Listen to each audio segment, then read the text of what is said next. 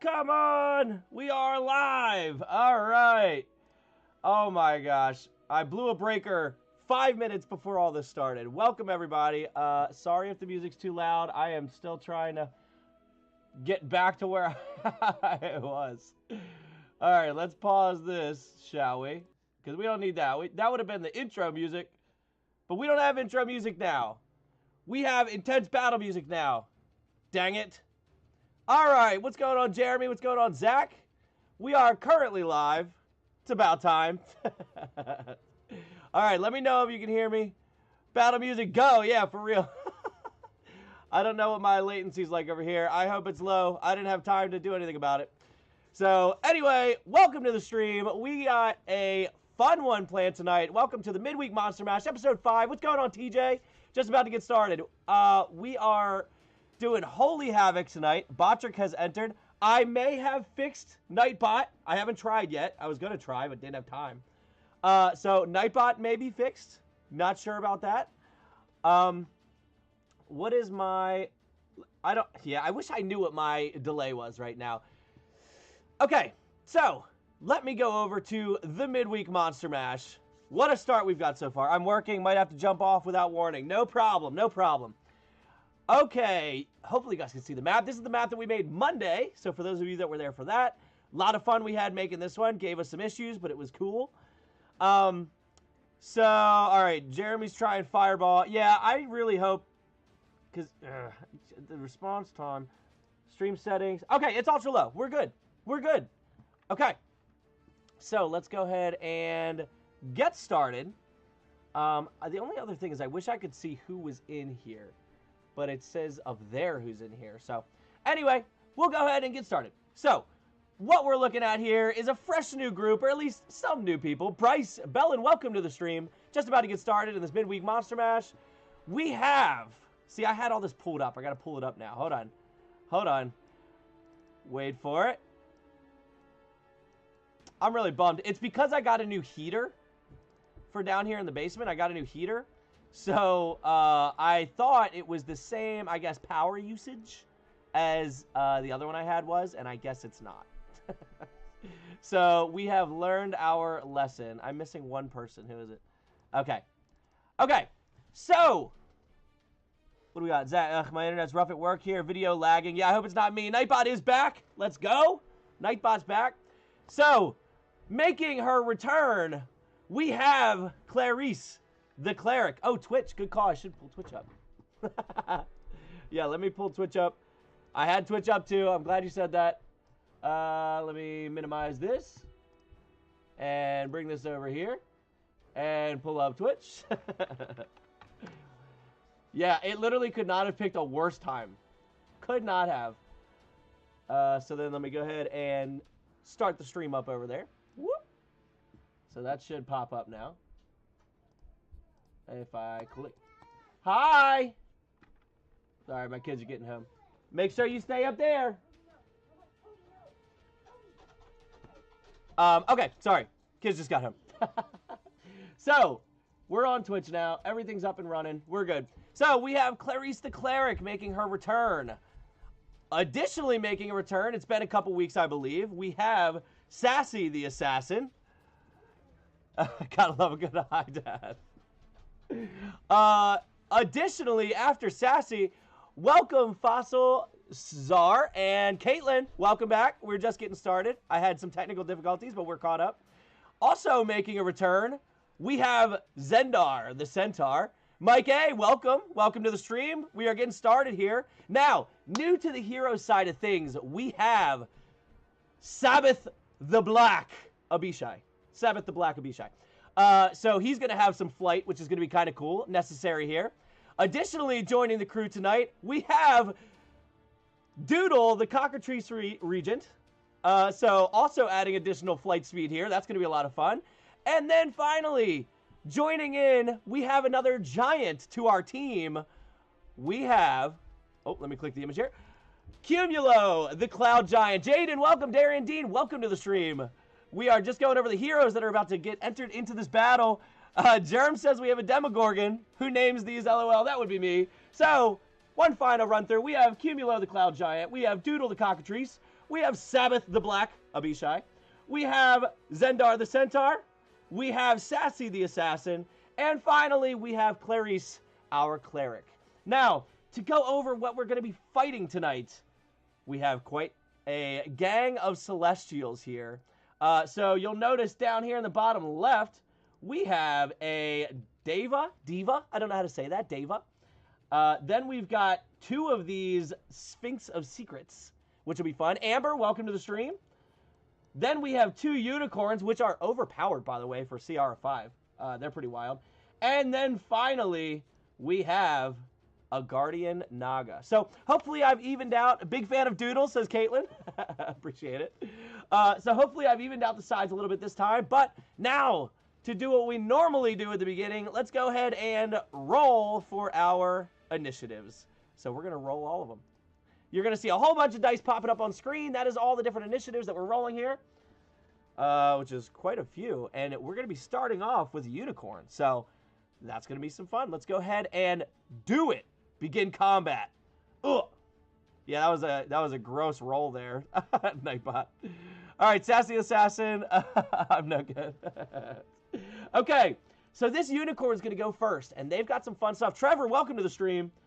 Now, for those of you just joining in over on TikTok, remember every 2,000 likes gives the heroes an advantage, but every 10,000 brings in a new monster. So if you want to change this battle, bunch of likes, it's all yours. Over on YouTube, again, every like is going to give us an advantage roll, and every 10 likes brings in a new monster. So you viewers can affect the battle. And then, of course, you can the different things you can buy to add things to the battle, help the heroes, and whatnot. Here we go. We're starting off with this unicorn who has 50 feet of speed. So we're going to run over here. Now, let me control the correct side over here so that way I'm not popping things up on your screen here. Now, it's going to use its hooves, and it does have legendary actions and regional effects.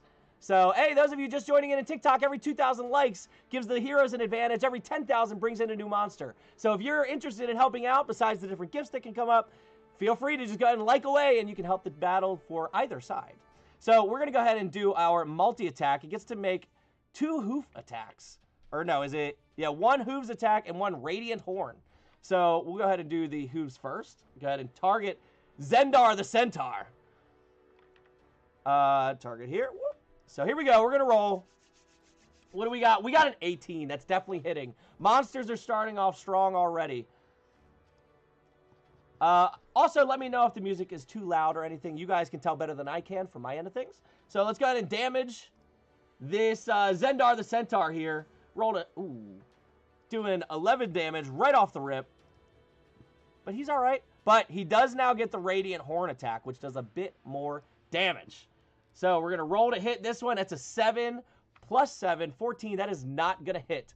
So the unicorn runs up, hits him with his hooves, strikes with the Radiant Horn, and does nothing on that second attack. But it does have a bonus action. It has the Unicorn's Blessing.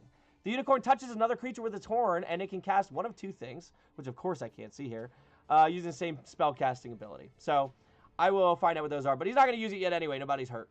I see music's pretty low over on YouTube. Glad to know that. Okay, so for those of you just joining in TikTok, every 2,000 likes gives advantage rolls to the heroes. Every 10,000 brings in a new monster. And so if that interests you, feel free.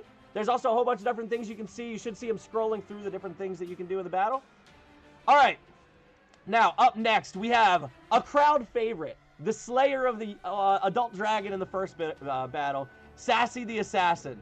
So he's got a pretty far shot. So he's going to strike the Deva over here. Already at 2,000 likes. We've got advantage rolls popping in. Over on YouTube, where's the YouTube at? We've got 2 likes over there. It's 2 additional. So he's going to strike twice over on the Deva. So let's go ahead and do our light crossbow attack. Also, if you have any suggestions or recommendations, feel free to put them in. He's going to miss. So just popping onto this aerial battle here, Sassy's a little thrown off. So he misses his first attack, but he's going to get 1 more. I believe he gets 2. Oh, he makes 3. He's going to get 2 more. Here we go. Let's see if he can hit. 16. That's definitely going to hit. Firing off of that Deva. And then we'll go ahead and just roll for the 3rd attack to see if he hits this one. That one is going to miss. So of the 3 attacks, he only hits with 1. So let's go ahead and roll our damage. Normal attack damage here.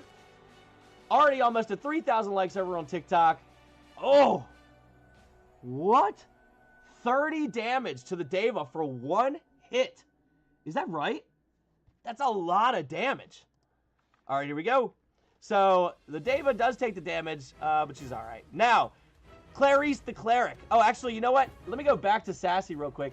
He's going to use his bonus action, and he's going to leap over to this tree and start climbing to get up on one of the branches. So let's go ahead and roll to see if he can make it. We're going to make this an acrobatics check to leap over to the tree. He has a +7 for that, too. So again, for those of you just joining in over on TikTok, every 2,000 likes give the heroes an advantage roll. Every 10,000 brings in a new monster to join the battle. So he rolled a 22. He easily leaps off of this sky base onto the tree and starts climbing up, using his 30 feet to get up to this big branch here. I'm gonna kind of put him. I'm just gonna put him right in the crook of the branch there. Okay. Now we'll slide back over to Clarice the Cleric's turn. Now Clarice, she's got some fun stuff she can do. She can cast some spells, which I think she's gonna do because at the moment she just has the Maul, the M-A-U-L, Maul. So what she's going to do is she's going to... Oh, but she also has Holy Fire. She's going to do that. She's going to use Holy Fire. So she targets one creature that she can see within 60 feet. She's going to target this Guardian Naga back here. So she's going to target it with Holy Fire, and it's going to need to make a saving throw, a Wisdom saving throw. So let's see what we got here. It's going to need to make the saving throw. Will it save? DC 16, 12? Oh, yeah, +8, 20. The Guardian Naga succeeds and will not take the damage. Almost at 4,000 likes on TikTok. I think they're trying to bring a monster in YouTube. Just an FYI. So it's going to succeed, but it does take half as much damage on a fail. So we get to do the damage here, which is 2d8 damage. 2d8 radiant damage. Kate says always over on TikTok. So we're going to apply this damage. She didn't do too much damage. Now, as a bonus action, she can cast Healing Light, but no one's been injured yet, so it's not going to do it. For those of you joining on TikTok, 2,000 likes equals an advantage roll for the heroes. 10,000 brings in a new monster. So, if you're Team Monster, pretty easy to bring more in. Now, the Sphinx can be a little deadly, and it does have a flying speed. But I don't... Oh, he is going to use it. Okay, he's got a 60-foot flying speed, so he is going to leap into the air, start flying across the battlefield, and he's going to end up behind Zendar the Centaur. Rick says, I'm back and I'm rooting for the monsters. Last time Rick put nearly 20,000 likes, if I remember correctly, to bring in some more. So shout out Rick over in TikTok. YouTube, you might have it in for you. You got some big hitters on TikTok right now. They're past 4,000 likes at this point. Okay, so now what can the Sphinx do? Oh, let me move the camera for you here. So the Sphinx has a couple things it can do. Number one, it's got a multi-attack with its claw. It can make 3 claw attacks, and it can replace one of those with the use of Curse of the Riddle, which I think that we might do here. So we're going to do 2 claw attacks. Let's go ahead and start with that. So the first one, we're rolling a 15 plus 7. Definitely hitting. And then we'll go ahead and roll another one while we're here, because we're definitely going to do 2 of them. Okay, the second one hits also. He rolled a 9, but he's got plus 7, so that's 16. So we'll go ahead and do the damage for those 2, which is a lot. Oh, rip. Zendar is taking some massive hits right now. 21, and he has no resistances to anything at the moment. Oh, and I know Meatball's not here. Okay, if Meatball pops in, let me know, because Meatball paid for two monster advantage rolls, and I want him to be here to see him when I do them. So if Meatball pops in, let me know. Now, the Curse of the Riddle attack that the Sphinx can do. So, the way this works, intelligence saving throw. So Zendar's going to need to make an intelligence saving throw, and it'll take 66 damage, 66 psychic damage, on a fail, and it's cursed with a riddle. It has disadvantage on ability checks and attack rolls, while so. You know what, though? Yeah, it's 66 damage. Yeah, we'll do it. We'll go ahead and do it. So, we need a saving throw here. Because why wouldn't it? Why would it not? Oh, he's with a A 6 intelligence saving throw. So it definitely fails. It's now cursed, and it takes the 16-6. Kyle Ramsel in YouTube putting up a Wild Magic Surge. Here we go. So for those of you over on YouTube and on Twitch, you'll be able to see a wheel pop up that will show the Wild Magic Surge. So let's go ahead. That did not pop up for me. Can you guys see it over on YouTube? I don't see it. Rosie Ducks, welcome to the stream. Adelaide, I don't know. You've been here. I don't know. I'm not sure if you're here or not. No wheel. That's odd. How about these other ones? Oh, no. None of the wheels are popping up. That's a problem. Okay. Give me 1 second. Welcome to the stream, everybody. Sorry for the delay. I had everything running perfectly. Let's see. Let me back up. That's so odd. Why is that not popping up? Let me share. Actually, no, not this one. Open a local file. So right now we're looking for the Wild Magic Surge. Okay, so I just opened it up. If I share it, continue.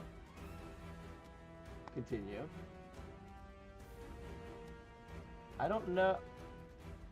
Why did that disappear? See my shared wheels. Here we go. All right, so I have the links here. They should work. Wild Magic. Okay. Let me see if the link looks the same as this. Sorry, everybody, this is just popping up. A little bit of a technical difficulty here because I should have some cool wheels popping up, and they're not. 6AK 3S4. Oh, that looked different.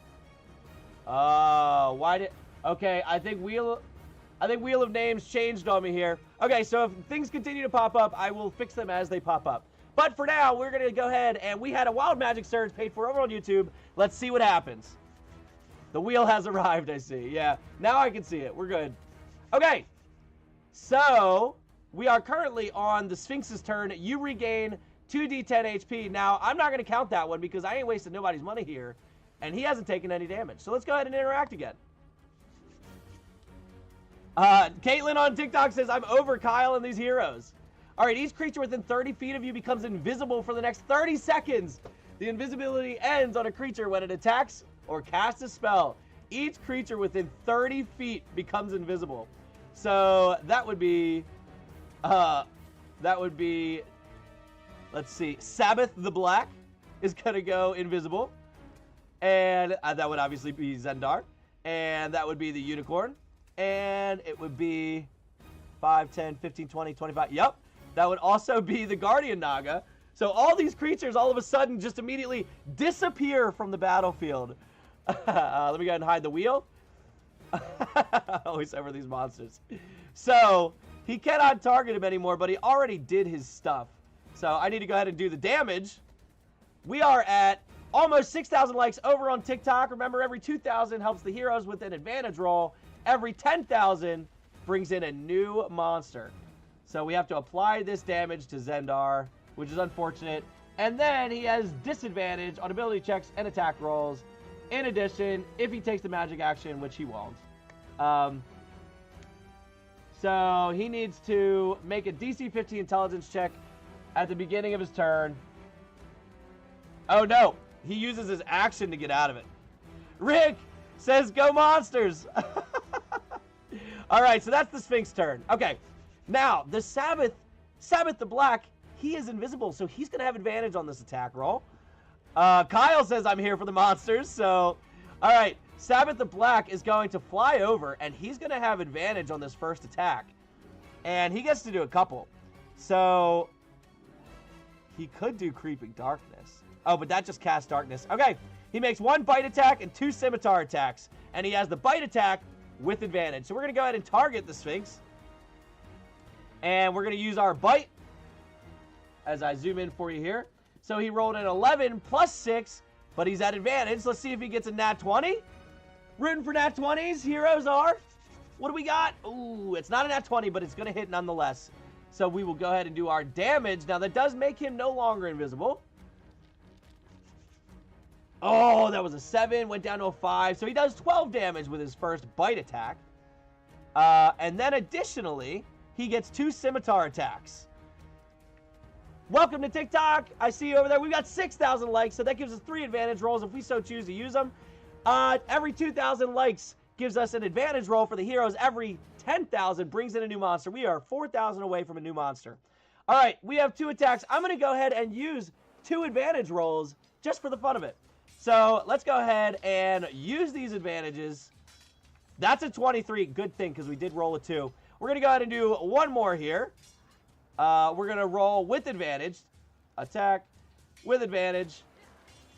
Does he hit a second one? He does. Probably another good thing we rolled with advantage, honestly. Okay, so we've used 2 advantage rolls. We're going to do our damage. They're kind of weak.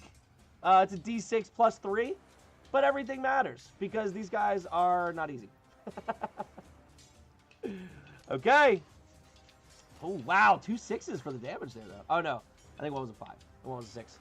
Okay, we had 6.3 thousand likes. 6.4, still going up. Okay. So let me go ahead and mark the 2 counters real quick. We have used 2 advantage rolls. Okay. Up next. Oh, wait. He has a bonus action, doesn't he? He does. He has Shadow Stealth. But he's not in dim light or darkness, so he's not going to use it. But he's no longer hidden. He's back out. Up next, we have the other unicorn. Now, this unicorn is going to charge over to Doodle. Doodle, the Cockatrice Regent. And he's going to... Let's see. I haven't used any of his legendary actions. That was silly. The other ones, at least. So he's going to do his multi-attack again. He gets 2 hoof attacks and 1 radiant horn attack. So here we go. Normal attack. Oh, big roll with a 19. And then we're going to roll another one. Will we get our first nat 20 of the night? We will not, but both are big hits. All right. So to the Cockatrice, 10 damage. And then we do one more set of damage here, as the unicorn comes running up to this giant chicken and hits it with the tubes twice, and then he's going to lean down and try and spike it with its radiant horn. Let's go ahead and do a normal roll. Oh, 7. Oh, plus 7 does not hit. So as he does so, the chicken backs out of the way of the horn, shoving the face to the side, and it does not strike Doodle, the Cockatrice Regent. As a bonus action, it can do Unicorn's Blessing. I need to find out what 2 things it can cast. So let me pull this up. I will figure that out for the next one. We're not going to use a legendary action here. However, it is now the next person's turn, which means we're going to use the legendary action of the other unicorn. So this unicorn is going to use its legendary action here. Oh, so it's got 2 left. And it's going to... Which one do we want to do? Do we want to do Charging Horn or Shimmering Light? I think that we're going to do Charging Horn.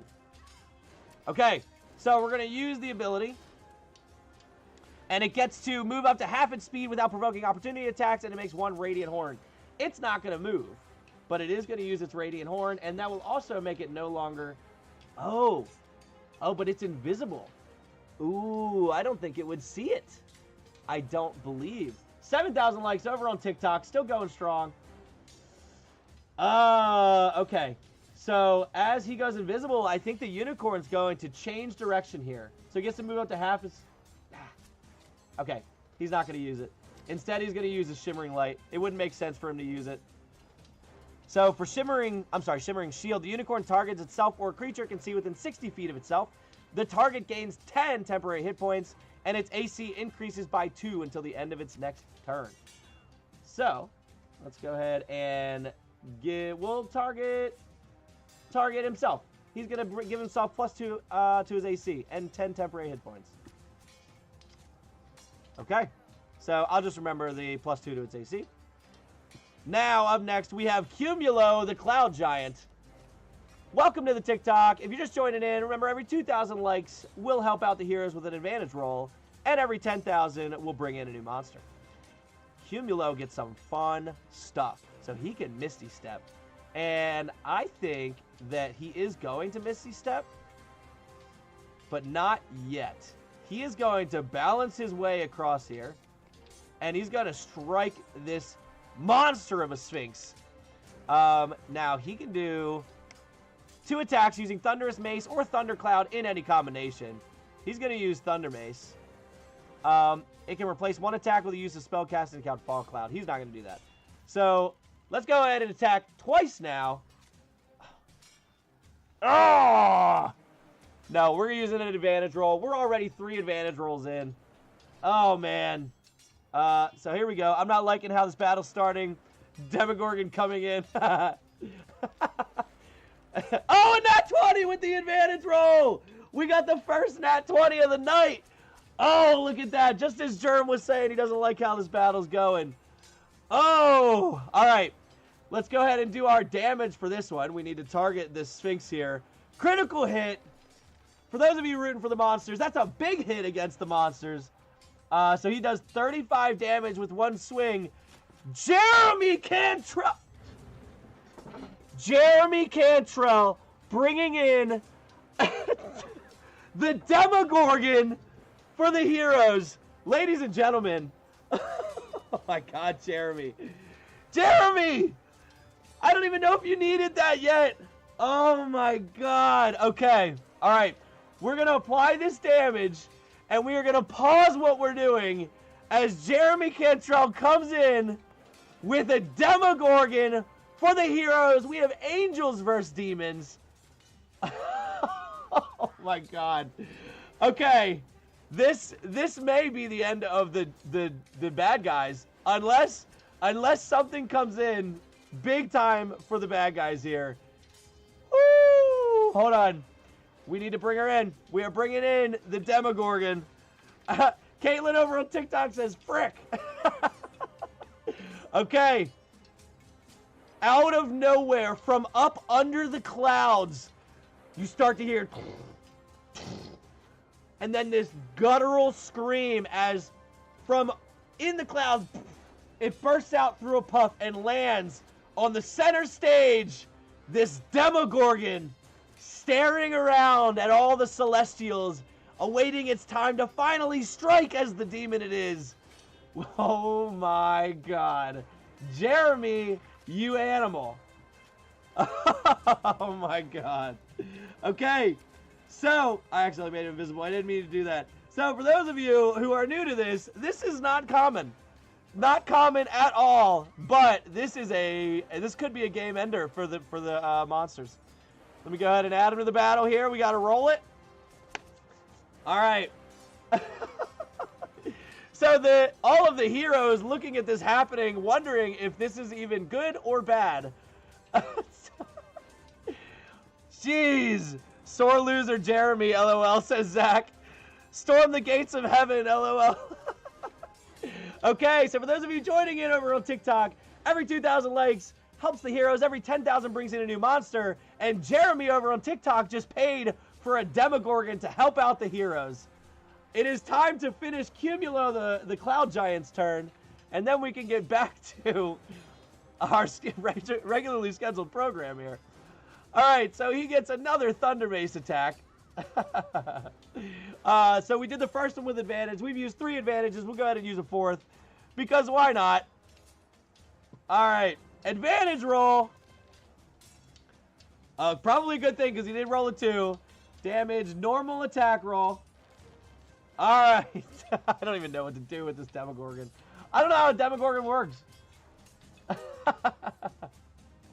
Alright, we apply this damage, which seemed low, by the way, for single. I don't know if I did that right earlier. Okay. Now, he also gets to... No, that's all he gets to do, but then he can Misty Step. Seeing this Demogorgon step in, he is going to Misty Step out of the way as if he's like, okay, your turn. And actually the Demogorgon's next. So he's going to bonus action Misty Step right to the center, not drawing any bonus attack from the monster, if you will. Opportunity attack. And up next, we have the Demogorgon. Jeremy, you never told me, by the way, what would you like to name this Demogorgon? We need meatballs, says Caitlin. So, I don't know how the Demogorgon works. I know it's got legendaries. Speaking of which, let's go ahead and use 2 more legendaries. So this unicorn is going to use its legendary attack to attack Doodle, the cockatrice. So let me go ahead and knock it down to 2 legendaries. Oh, that's resistances. Whoops. Legendary action. It's going to go ahead and use its charging horn. So it gets to do a radiant horn attack. Foe free. Oh, 19. Big roll. Big roll. I should be doing this on the other one. I apologize in advance. Let me go ahead and roll the damage. We need meatball. That's hilarious also, by the way. All right. That is 8. Targeted Doodle. We're going to apply that here. A mule? I don't know how to say that. Is that a mule? The other one still has nothing to attack that it can really reach, so it's not going to do anything. All right, a mule. Let me change the name real quick, because you earned it. A-A-M-E-U-L. Oh, why is it not typing? Whoop. A-A-M-E-U-L. Okay, there we go. Now it's typing. This is crazy. Rip to the monsters. Okay, so it has 2 heads. It has advantage on saving throws against being blinded and such. It's got legendary actions. It's got legendary resistances. And it has multi-attack. Makes 2 tentacle attacks. He can replace 1 with a use of gaze. And gaze does a heck of a lot of damage. Turns his magical gaze towards a creature he can see within 120 feet. It has to make a DC 23 wisdom saving throw. Or suffer one of the following effects. Beguiling gaze, confusing gaze, or hypnotic gaze. Until it starts, so it can be stunned, can be confused. I think we just do straight up tentacle attacks this turn. So, this 2-headed beast comes walking across the floating bridge here, the staircase, stares into the Sphinx with both heads, and is going to make 2 tentacle attacks as it whips him around. Let me go ahead and target, because I'm pretty sure he's just going to hit with both. Oh, I need to change the counter up here because I have used 2 more advantages. So that should be 4. I don't even know if we should be using any more advantages because it's just unfair at this point. Here we go with the tentacle attacks. It has plus like a million to hit. Normal roll. Normal roll. So I rolled a 7. But luckily it has plus 17 to hit. So it's definitely going to hit. We rolled a... a 9 plus 17? So both definitely hit. So we're going to do damage times 2. So that's a good bit of damage. That would be 32 immediately to the Sphinx. And we're going to go ahead and do another damage to the Sphinx. That's another 31. Ooh, it's not looking good. It is not looking good. Now, it doesn't have any bonus actions or anything. So that's going to be its turn, and it's not going to move. It's going to stay right there. So up next, after the Demogorgon, we have the Guardian Naga. Now, the Guardian Naga is going to slide forward, and it's going to attack 5, 10, 15, 20, 25, 30. It's going to attack Clarice the Cleric, and it has advantage on the first one, being invisible and all. So it can do 2 bite attacks, or it can replace 1 with poisonous spittle. That's disgusting. Which does a lot of damage. So we'll go ahead and do that. Oh, no. The other one does more. Okay, so it gets 2 bite attacks. The first one's going to be an advantage. Let's see what we have here. Maybe a nat 20 to help this team. No, it does not hit. Rolls a 7 plus 8, which is 15. It does not hit. But now it is no longer invisible, meaning that now it does not get the advantage against her. So he's going to go ahead and do another bite attack. Oh, wait, I didn't roll it with advantage, did I? Oh, I did. He gets another attack. That one might hit. That one is going to hit. 12 plus 8. That's 20. So let's go ahead and do the damage against Clarice as she faces down this giant slithering creature that just appeared out of nowhere from its invisibility. 30 points of damage to Clarice, and she's going to take all that damage. Now up next is Zendar the Centaur, who is invisible at the moment, and it does not want to die, right? Zendar the Centaur does not want to die. So he's going to start running, and because he's invisible, it is not going to draw any attack of opportunity. 5, 10. He's going to balance on this thing here as a large creature. 15, 20, 25, 30. So he goes running over here. Now, I'm going to go ahead and just roll. It's not going to be a hard roll, but to make sure he balances on here, let's go ahead and do an acrobatics check to see if he can balance on this smaller platform as he goes running. Oh, easy enough. 19 plus 2, 21. Easy enough. Now, the question is, does he come out of invisibility? I'm going to say yes. He sees this opportunity here, and he's going to turn, and he's going to attack the Sphinx. So he's going to use, I think he can use 2 of his sun rays.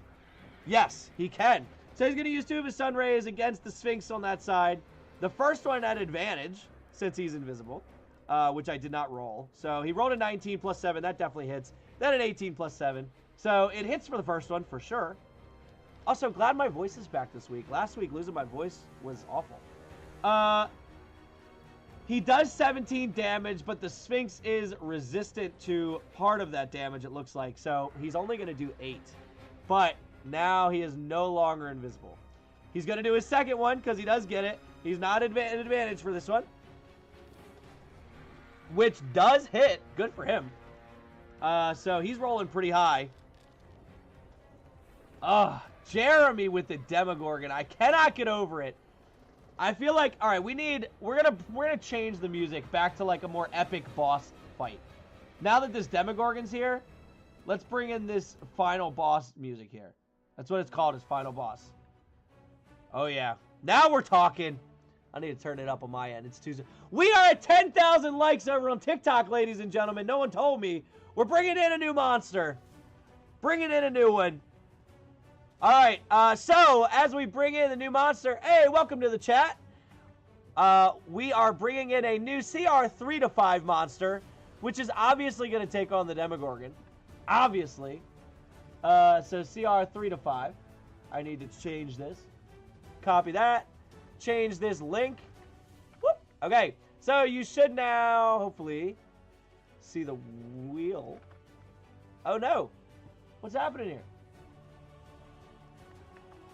Copy. No way this isn't working. Richard with a $10 buy-in for the monster to bring in a CR10. Oh, Richard. All right, hold on.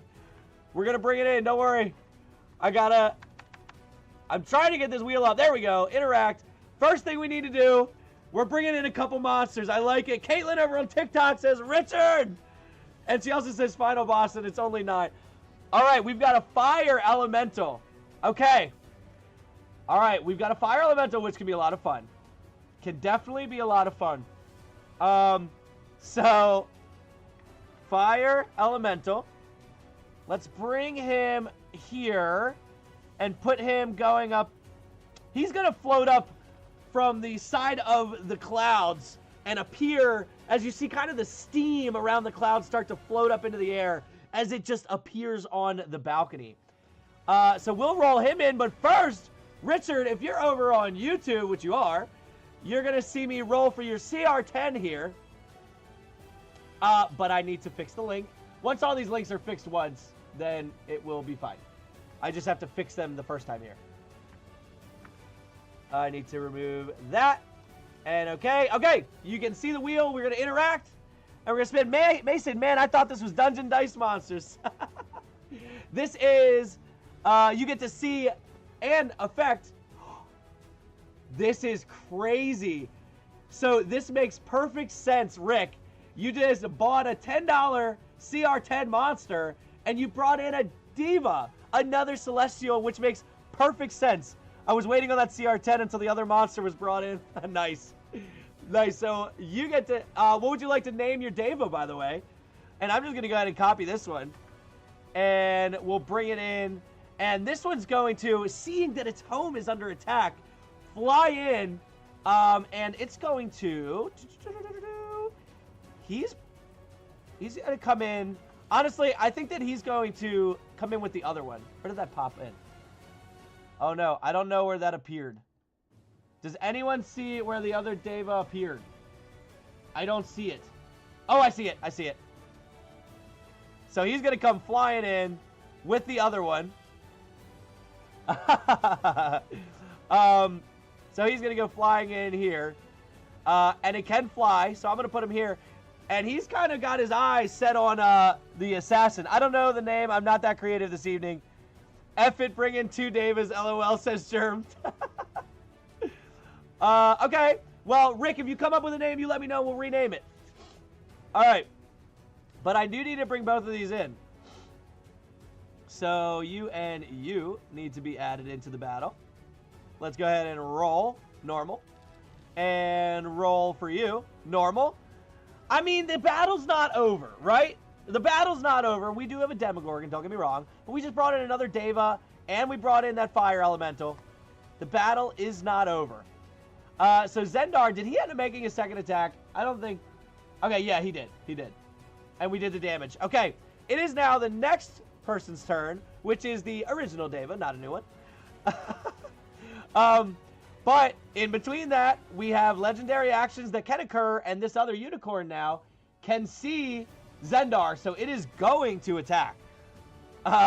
So it is going to 5, 10, 15, 20, 25, and it's going to use its Radiant Horn attack again. Oh, I need to do it over here. Sorry. Okay. So we target here. We're going to do our Radiant Horn attack. It's done 2 legendary actions since its last turn. And where's it at? Where's it at? Where's it at? There it is. Radiant Horn attack. Normal. What do we got? An 11 plus 7. It hits. Do our damage to poor Zendar here, who may be in some big trouble. He's not looking good. Now the other one's going to turn and attack Doodle, the cockatrice regent. Another 2,000 likes over on TikTok. Remember, for those of you just looking at TikTok at the moment, every 2,000 likes gives an advantage roll for the heroes. Every 10,000 brings in a new monster, which we just did, and brought in this Fire Elemental. Radiant Horn attack. Oh, no, that's definitely hitting. Definitely hitting. The poor Doodle. Do our damage. Do our damage to Doodle. And we apply the 11 damage. Okay, now back to the original person's turn, which is the Deva. Now, Sassy does have a bonus action to hide, and I did not do that. I forgot to do it, so we're going to give him his bonus action. In case everyone doesn't know, heroes no longer go unconscious and get saving throws, but are dead instead. That is a good reminder, Jeremy. We made that change.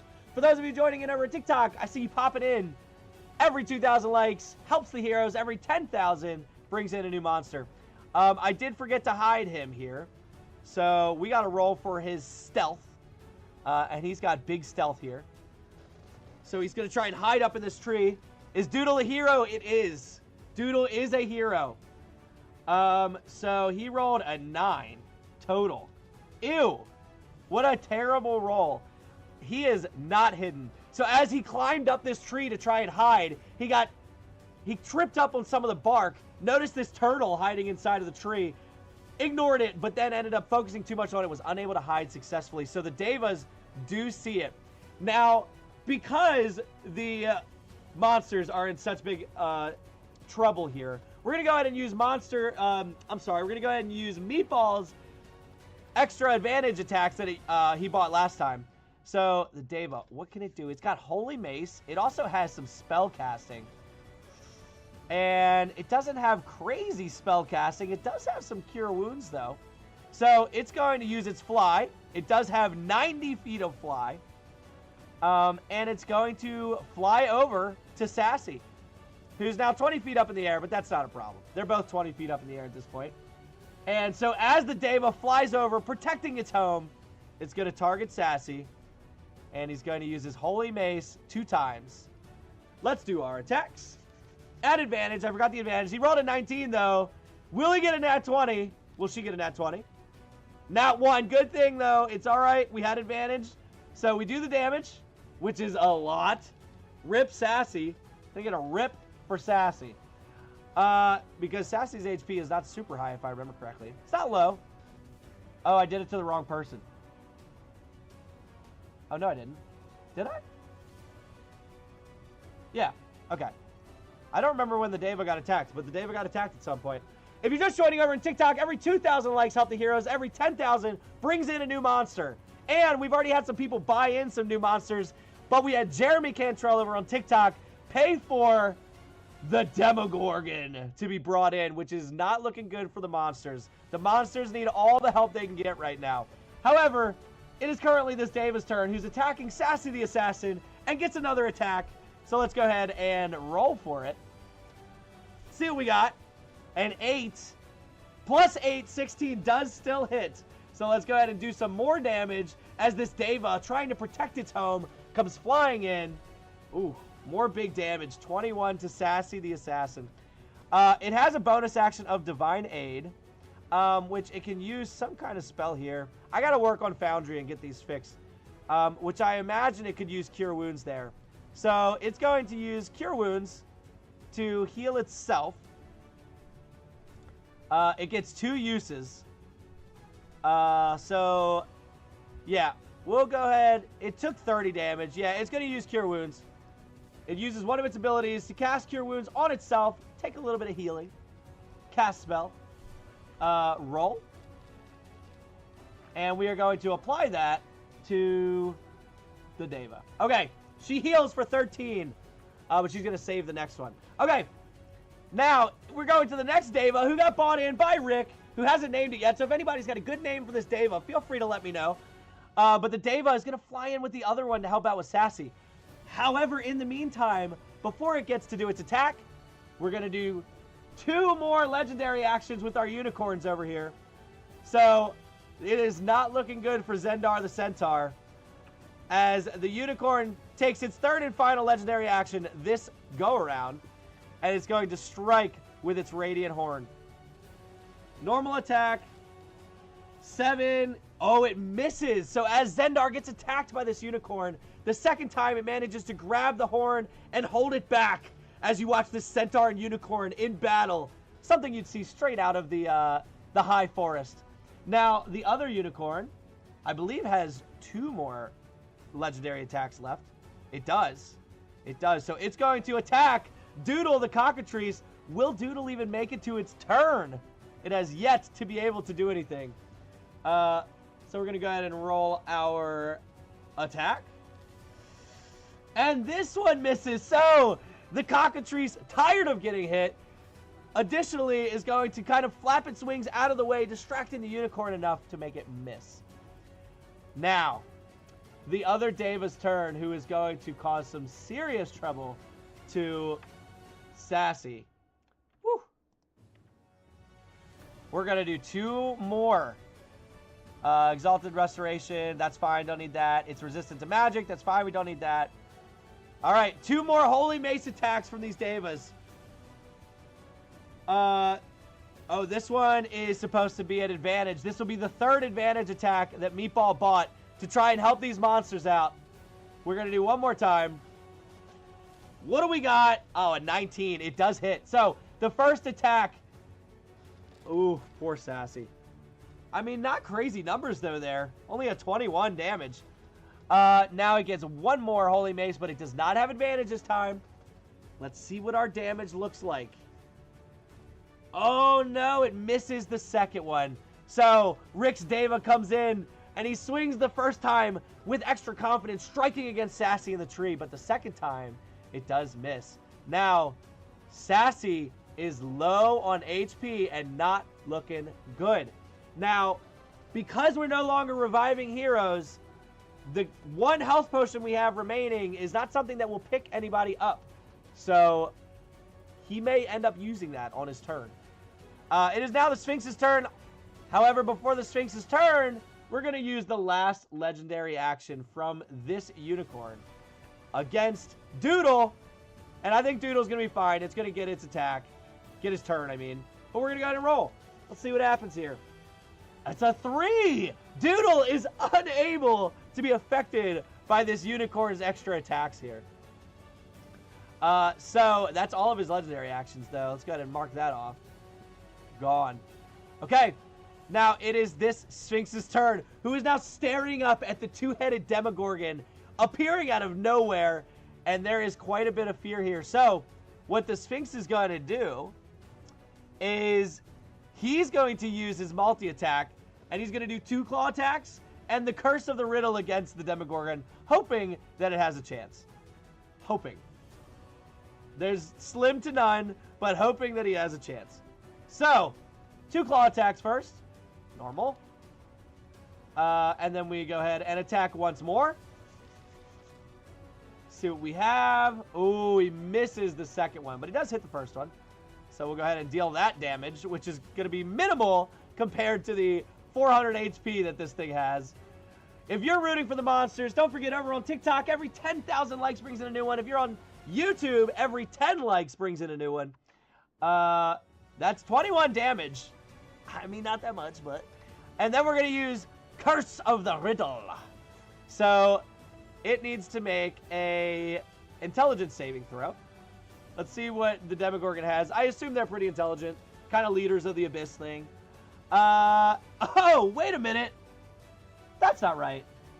Is that right? The Demogorgon has a -5 intelligence? Did anyone know that? What? I mean, it has a +1,000,000 strength and con. -5 to intelligence, it fails.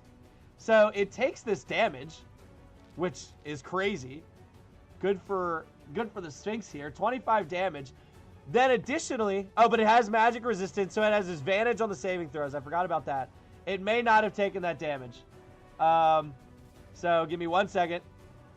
I need to do +25. And then roll the saving throw one more time. I forgot it has advantage on these. No, it's still going to fail. So it was a worse roll. Okay, so now let's go ahead and do the damage. Although it can choose... You know what? It's going to use a legendary resistance. It's going to just succeed instead. So, with the legendary, it uses one of its legendary resistance. Does not take all of the damage. I think it takes some. Let's see. The cursed target. Failure.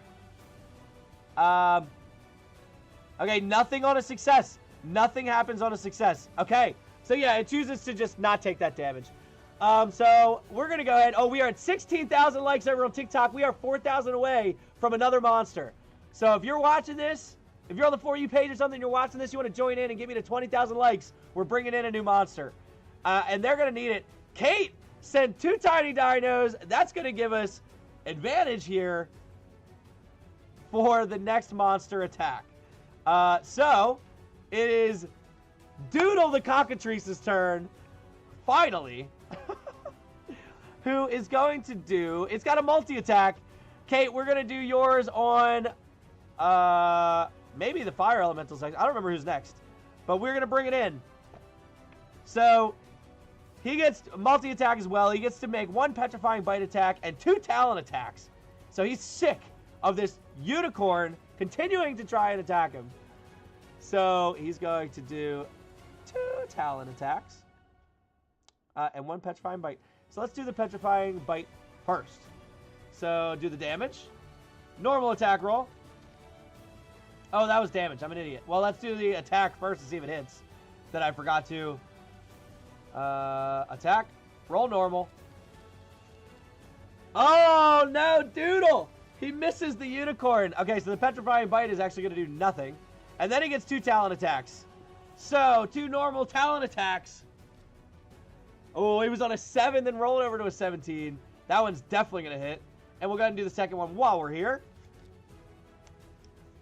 That is an 8 plus 7, 15. Both are going to hit. All right. So he gets some pretty good damage with his attacks. So 18 to the... That's right, I forgot. These unicorns, their AC is not high, and they don't have that much health. So they do have their legendary actions. They also have their legendary resistances if they need to dodge something. But it succeeded on it, so no issues there. Now, it does have flyby. It's not going to do that. Oh, it should have used its magical backlash reaction. I got to play with these more often to memorize what they have.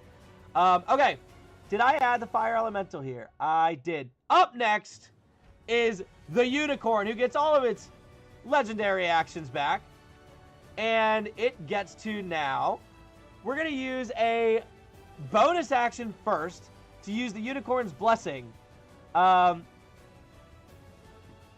the Poke Follower sharing the live, I appreciate you for that. I appreciate you so much for that. I see we are still at 16,000 likes on the TikTok. Don't forget, if we get to 20,000, that brings in a new monster. Maybe help out these monsters, because they are staring down the two faces of a Demogorgon.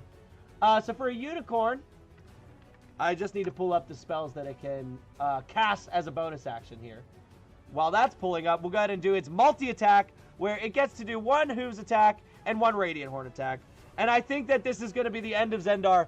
If you think Zendar's dying here, let's get some rips for Zendar, because it's not going to be good. We like Zendar. Zendar the Centaur. The roll for the Hooves attack. It rolled a 5. It rolled a 5. Hold on. Radiant Horn attack. Let's see what we got here. Oh! He misses both. Zendar the Centaur staring down this Unicorn as they fight as if the grandfather tree and the high forest were at stake. And Zendar will defend it with all of his honor. The Unicorn can now, as a bonus action, use Unicorn Blessing, which means that it can cast Cure Wounds or Lesser Restoration on a creature. And it's going to cast it on maybe the Sphinx, I'm thinking. Oh, but it has to touch it with its horns. DJ Widget! Hold on, I don't remember. Wait. I believe that's a full heal, if I remember correctly, for Zendar. DJ Widget coming in to support the heroes, who also currently have a Demogorgon. Yeah. We get a full heal here for Zendar. So before the Unicorn gets to do anything, Zendar is immediately completely healed as magic essence exudes from the clouds surrounding it out of nowhere.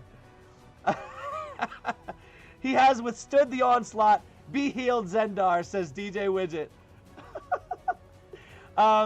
So it is not going to be able to use its Cure Wounds like I was thinking it might.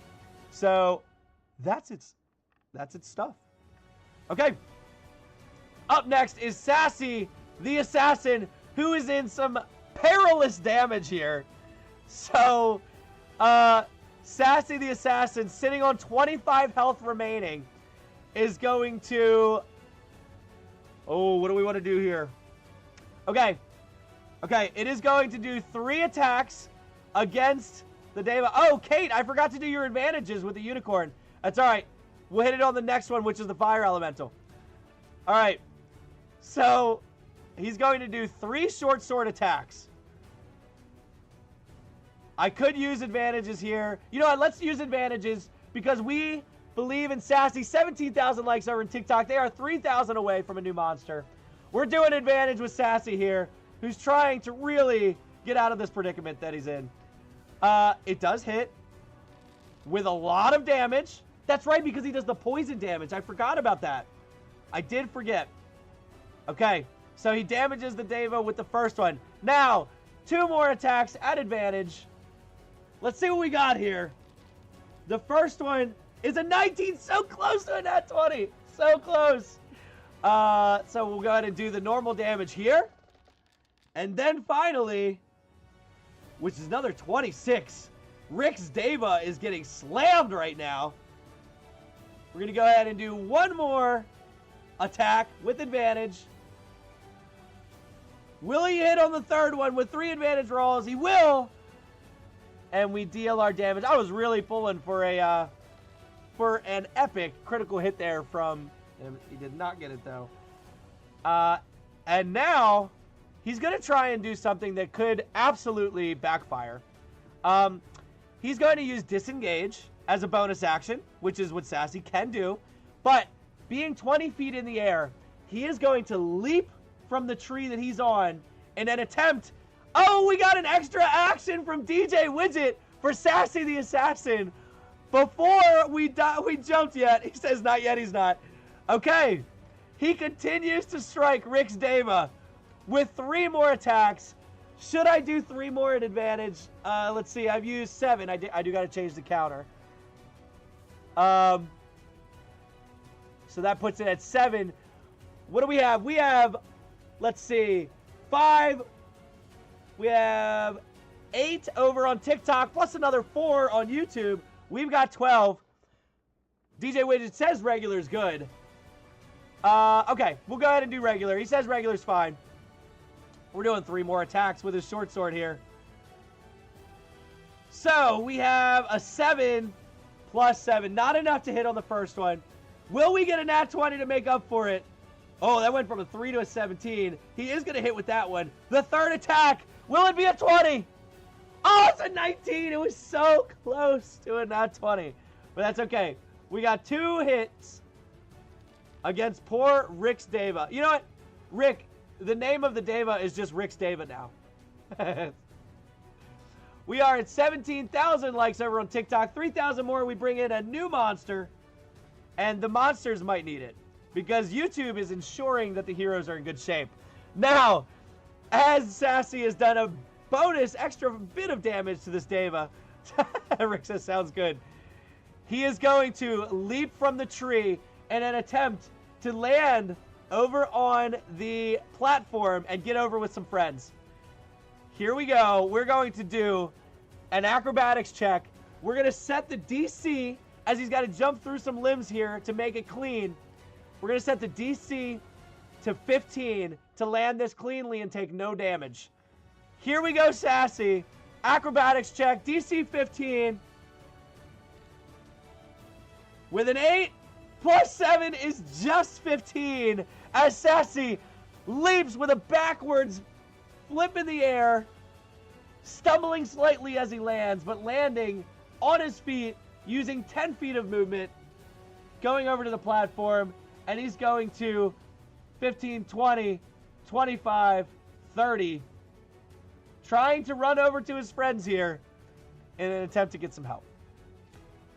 That's going to be Sassy's turn. What a turn he had. Now, Kate, over on TikTok, has given an advantage roll for the next monster, which happens to be this fire elemental. So it is going to... Oh, but before that, the unicorn, at least one of them, gets its legendary action. So here we go again. He's going to target Zendar. I need to slide over here. And Zendar's still in good shape now, so it should be fine. But he's going to use his charging horn once more. Oops.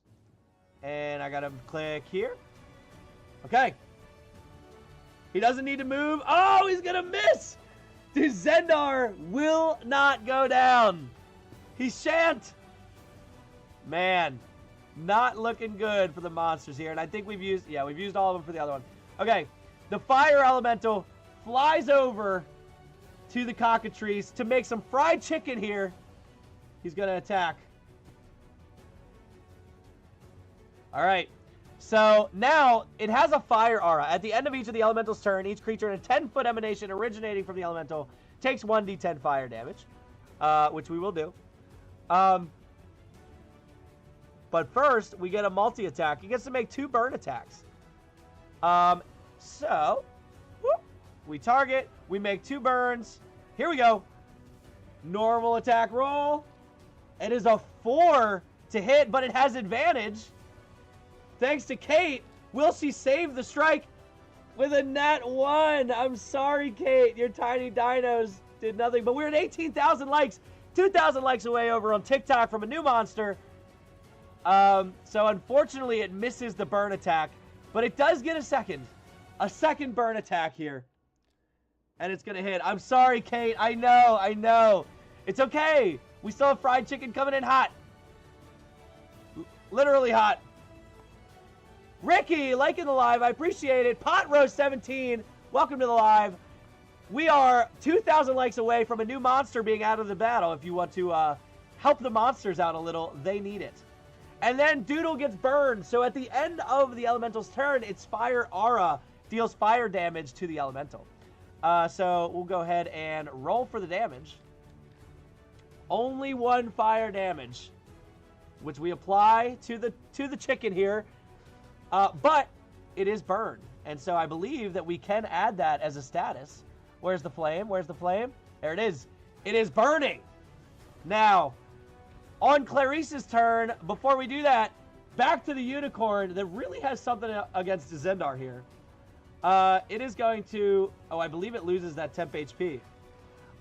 Jesse, sorry I'm late. What's going on, Jesse? Prepping for my session tomorrow night. Hey, I get that. You got to prep. The monsters, Jesse, are looking rough because there's currently a Demogorgon on the field. Shout out Jeremy, bringing in the Demogorgon.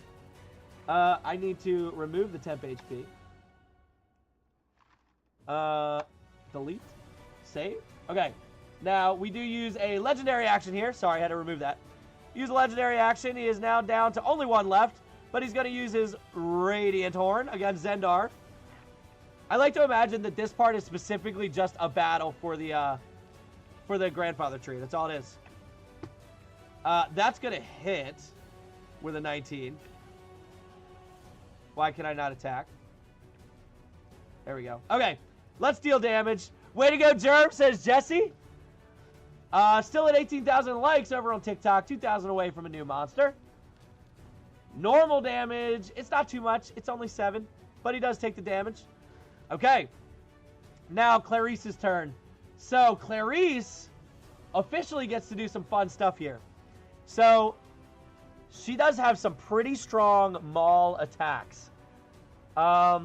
She has some fun spells too, including Fireball. Now, what's the range on Fireball? That's the question. I believe it's 60 feet. It is. Clarice is going to look over at the 2 Devas, seeing her pal Sassy running, and is going to cast Fireball in an attempt to maybe hold them back. So, let's go ahead and cast Fireball. Where is Fireball? Why is that not here? Am I wrong? Oh, no, she doesn't have Fireball. She has Flame Strike. I do... Oh, talking to Jesse. That's funny. All right. So, she's going to cast Flame Strike instead. I need to make sure if I can do that, though. That I can do that, though. Hold on. Yeah, range is 60 feet. 60-foot range, 10-foot cylinder, 40 feet high. A vertical column of brilliant fire roars down from above. Each creature in a 10-foot radius, 40-foot high cylinder, centered on that point, must make a dexterity saving throw, taking 5d6 fire damage and 5d6 radiant, which they're probably not going to take, I guess, on a failed save, or half as much on a success.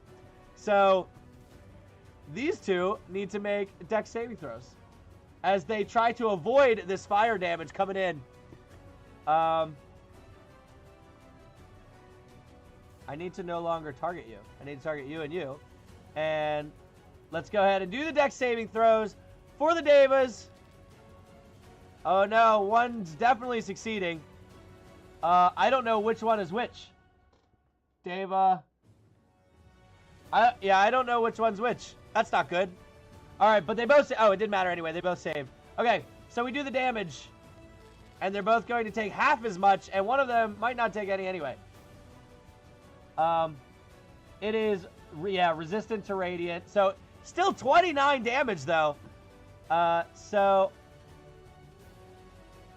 apply to selected. They both take 29 damage. Oh, the other one's still alive. But what a cast. What a cast. Now, let's go ahead and get rid of that from the playing field so we're not staring at it the whole time. It gets to take its bonus action. And by it, I mean Clarice. Why can I not delete it? There we go. Okay, so Clarice gets to take her bonus action. And she is going to target Sassy. What's the range on this? Healing Light. Within 60 feet, she can. She's going to cast Healing Light on Sassy. Use ability. And so, 2d8 plus 3 HP. 2d8 plus 3 HP to Sassy. I don't know if it'll be enough to help Sassy, but something, something, you know? Plus 14. Okay. Sassy is making a run for it. Oh, I can also do the hero as low HP light up here. Okay. Next up, we have the Sphinx. But before the Sphinx is going to go, the Unicorn is going to get one more legendary action on its turn. And it's going to try to finally hit Zendar the Centaur with its Radiant Horn attack. Will it do it? Nat 20! The Unicorn is so mad that it can't hit it, that finally it does that thing where it rears back and just slams into Zendar. Chest first. Critical hit. Let's see what our damage is here. A 6 and a 6, that's 12. Plus 4, 16 points of damage. Look at that. Hey, Demogorgon, stun that unicorn, says DJ Widget. Okay, it is the Sphinx turn, however. So the Sphinx is going to... Wait, did the... Oh, yeah, it did. The Sphinx is going to leap into the air. And it does have some spell casting. It doesn't have anything crazy for spell casting. So it's going to leap into the air. And it's going to fly over. So it's currently flying 10 feet in the air. Well, we will get an attack of opportunity from Sabbath the Black here, who's going to get to do his bite attack. Let's see if he hits. See if he hits. Where is the Sphinx? We got to target the Sphinx here. Normal attack. Oh, yeah, he's hitting. He's hitting. We're rolling the damage.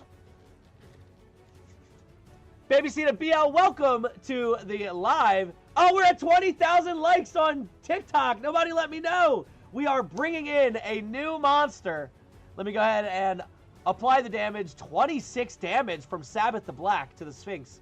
Now, before the Sphinx is going to attack, we are bringing in another CR 3 to 5 monster. For those of you sending in the likes over in TikTok, this is because of you. Let's bring it up. We are going to interact. Let's see what we got here. Give me something fun. A Goliath Giantkin. Ooh, okay. We have a big giant. I don't know how this giant appears here. I think that he is going to hot air balloon, lifts up this giant onto the front stand here. Let me pull him up. Monsters. Goliath Giantkin. 1 second. Goliath. There he is. I'm assuming he's big. What?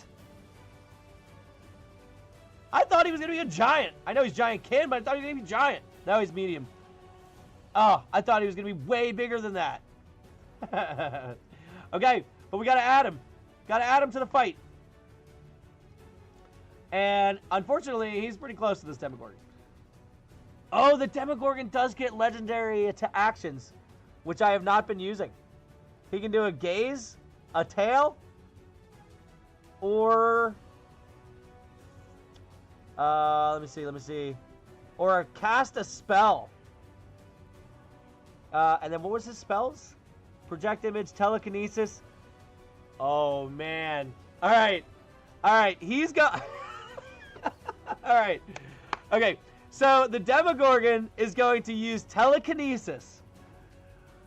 Concentration up 10 minutes. You gain the ability to move or manipulate creatures or objects by thought. When you cast a spell and as your action each round for the duration, you can exert your will on one creature or object that you can see within range. Yeah, I think he's going to do it only because it would be so funny. But it takes his action to do that. No, I don't think we're going to do it. I think we're going to do the legendary action. We're going to do a tail attack. Sorry, I'm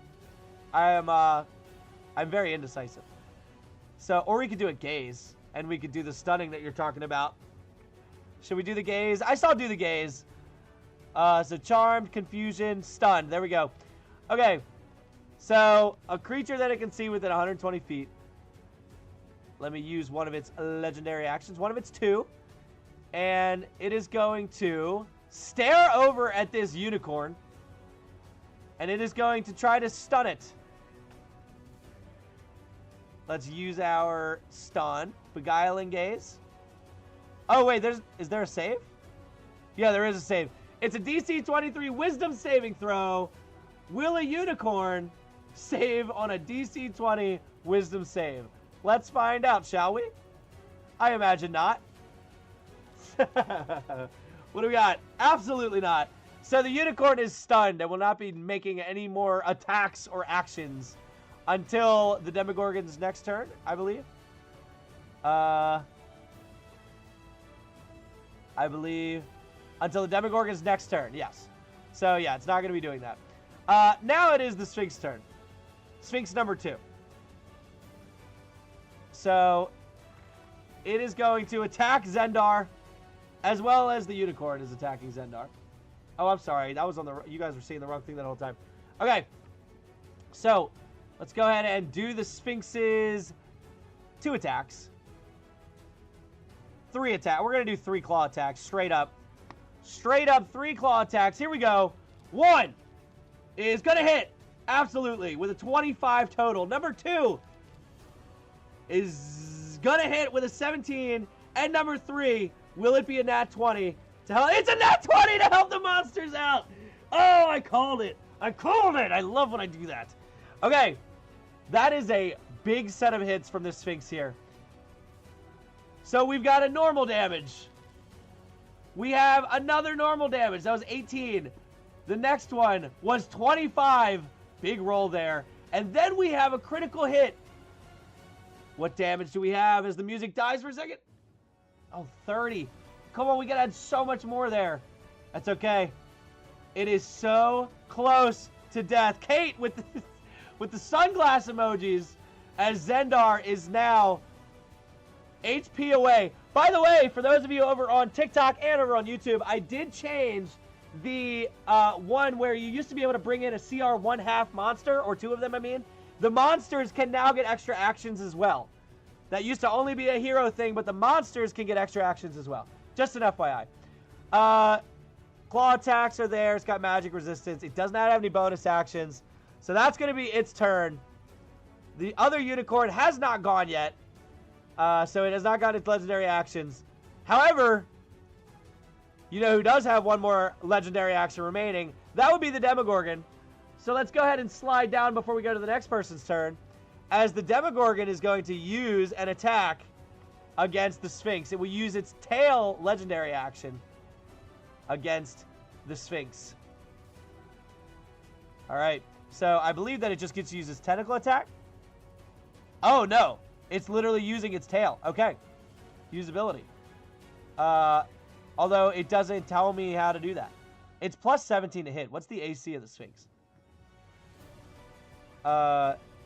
16. It hits no matter what. So the damage to reach... Oh, but we do got to roll for a nat 20. We do got to roll. So let's go ahead and just roll a tentacle attack, which is the same, I believe.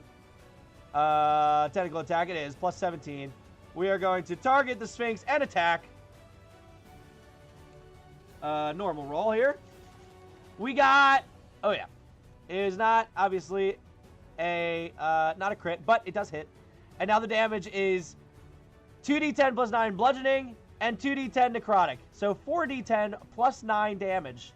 Let's see what kind of damage that does. Oh, I need to put an R here. Okay. We are rolling 4d10 plus 9 damage. 31 damage to the Sphinx. Oh, it had 47. It is not looking good, ladies and gentlemen. Not looking good unless some wild creature is brought in for the monsters as well. The heroes are looking fire right now. I need to do the Sphinx's turn first. I didn't. Oh, yeah. Okay. It is now Sabbath the Black's turn.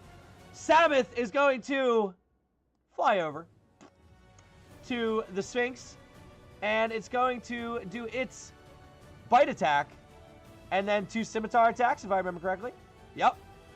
Against the Sphinx here. Bite attack against the Sphinx, which is a 12. Yep, that definitely hits. Go ahead and deal that damage. And that's 21. Oof.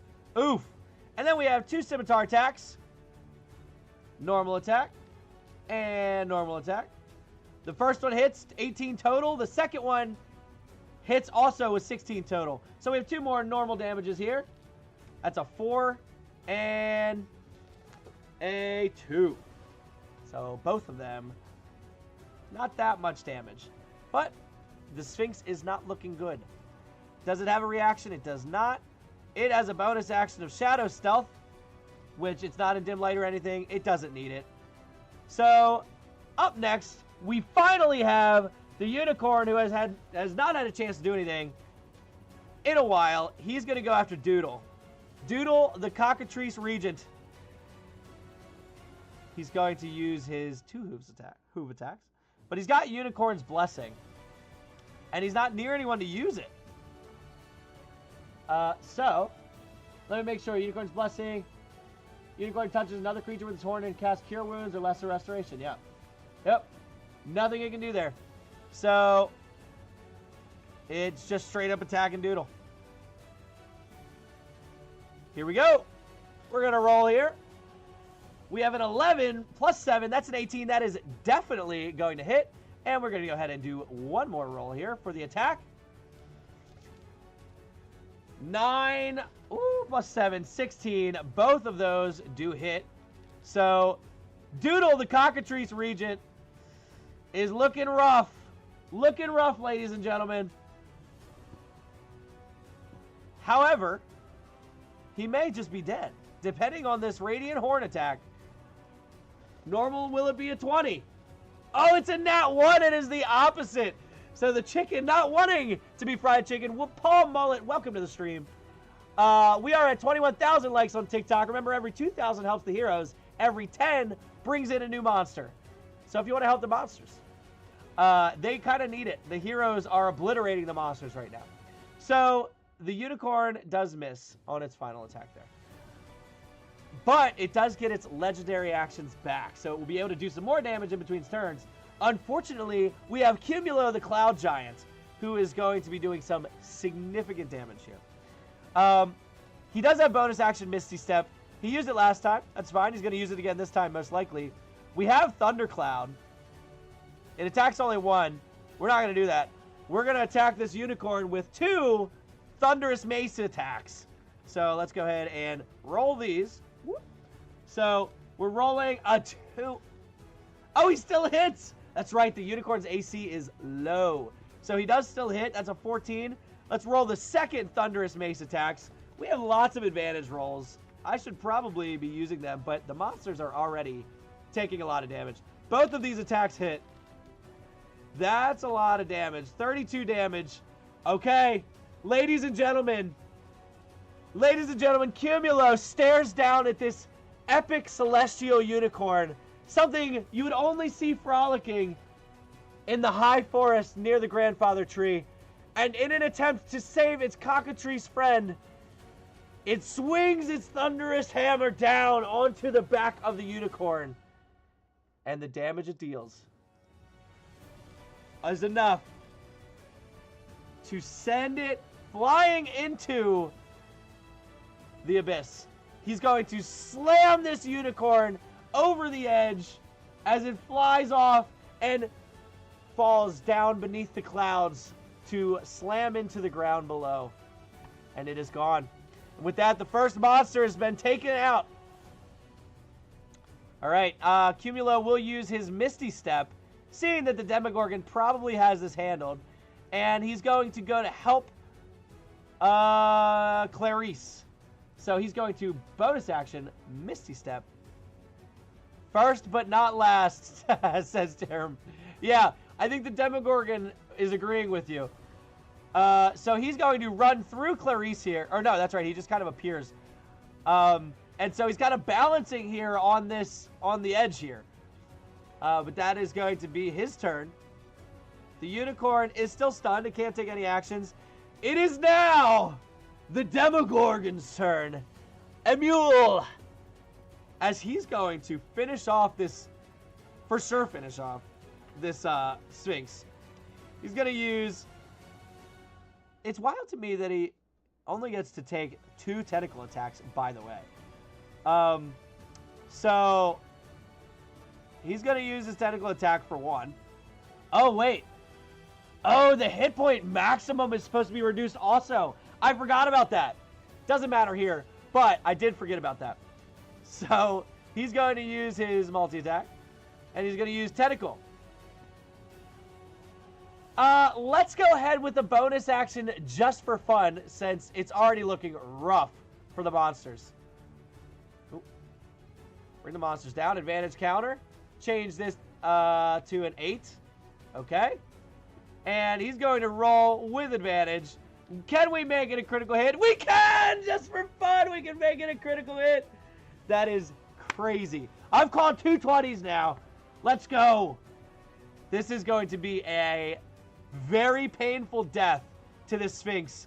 Ladies and gentlemen, as he watches with one head his Cumulo friend strike down on this unicorn, sending it over the edge, he is going to begin to, however an ape head may start to laugh, turn and start to laugh at this Sphinx as he immediately just sends this thing with 46 damage flying dozens of feet into the air, even with its wings now unable to move as it's already dead, fluttering down to the ground hundreds of feet below, if not thousands of feet below.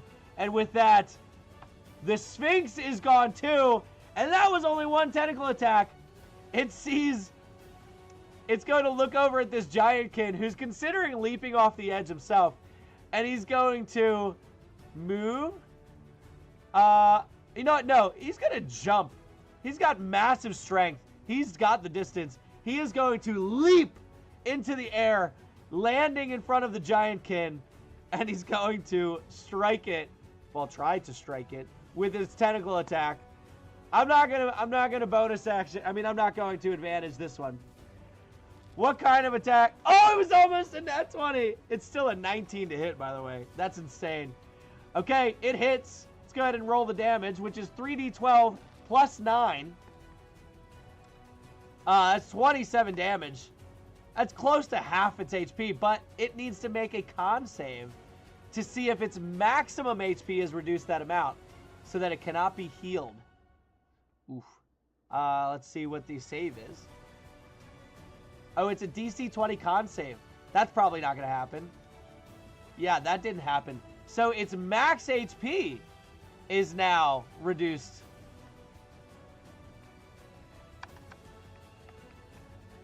Okay.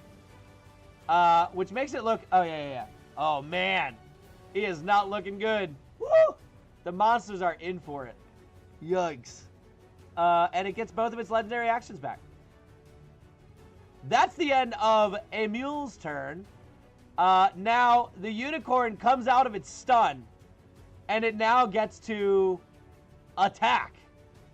As a legendary action, it is so tired of this unicorn, this centaur, Zendar the centaur being around. It's going to use its legendary action, and with its radiant horn, it's going to attempt to strike with a nat 20! It is so angry coming out of this stun that it bears down, and it's going to strike into Zendar. Critical hit. I believe this is the second one. And it does 11 damage, which is enough. So as it spears into Zendar's chest, it sends him into the abyss to hang out with the Demogorgon. Poor Zendar. We love Zendar, but he's gone. Up next is the Guardian Naga. Now, the Guardian Naga, he's just got his bonus actions because his spells are lame. Oh, it's got Flame Strike, though. Actually, no, it's going to cast Flame Strike. And I believe it's level 6. Yeah. It's going to class... Hey, what's going on, Tina? How you doing? We are battling here. I know that this probably doesn't make any sense, but we're battling. And so far, I tried Zendar, but now you're out. So far, the viewers have brought in this elemental here simply with their 10,000 likes. They've brought in, as a $10 purchase from Rick, this Deva. With a $50 purchase over on YouTube, we brought in this... Oh, I'm not even showing you the right screen. I'm sorry. With a $50 purchase, we brought in this Demogorgon from the Abyss. And so, they have actively been helping the heroes win. So, with that, it is now the Guardian Naga's turn. And the Guardian Naga is going to cast Flame Strike as a spell against some heroes here. Now, the heroes are pretty spread out, though. So, it's just going to strike here against Cumulo and Clarice. So, let's go ahead and use our spell. And, yeah, Antina says, what? Big shout out to the people here supporting the heroes and the monsters, because they are dedicated. We're going to cast Flame Strike here. We get to put the thing, and we're going to strike these two. So they now need to make saving throws, dexterity saving throws. Let's see if they can make it. We're going to roll the dice on the screen here, so hopefully you can see. And the first one fails. Will the second one succeed or fail? That's another fail. Both of the creatures fail, and with that, they take some big damage. It's level 6. Yeah, so this should be 66. Yeah, here we go. Big damage to both heroes. 42. Now we do apply that. Sheesh. Now that was its spell casting as an action. It doesn't have anything else that it can do. It could theoretically move. It's not going to. Just remember, ladies and gentlemen, over on TikTok, every 2,000 likes helps the heroes. Every 10,000 brings in a new monster. And for those of you over on YouTube, every like helps the heroes. Every 10 likes, we're at 7, but every 10 brings in a new monster as well. That is the end of its turn. So let me get rid of this. And then the unicorn that just dealt the final blow to Zendar is going to maneuver. It's going to use its legendary action to go around here. 5, 10, 15, 20, 25, which it can do. All right. And so as it does so, it's going to attack Sabbath the Black. So let me select him here. And it's going to use another legendary action. So it has 1 remaining. Gets its Radiant Horn. A nat 20! That is 2 nat 20s in a row for this unicorn. Are you serious? All right. This is crazy. Critical hit to Sabbath the Black. What weak damage. We are wasting this HP here. Ew. Do some more damage. Okay. The Guardian Naga went. The Guardian Naga. It is now the Deva's turn. This Deva is going to fly over to Sassy. 5, 10, 15, 20, 25, 30. I'm pretty sure it has 90 HP. So it's going down on the ground here with Sassy. Sassy the Assassin. And it is going to strike 3 times with its Holy Mace. With the first strike, we roll our D20. I wish that... Alright, we're going to fix how the dice look for you real quick. Because you can't really see those. And that's no fun. Configure settings. Dice so nice. Rollable area settings. I probably should be doing that over here, actually. Hold on. Oh, no. Oh, no.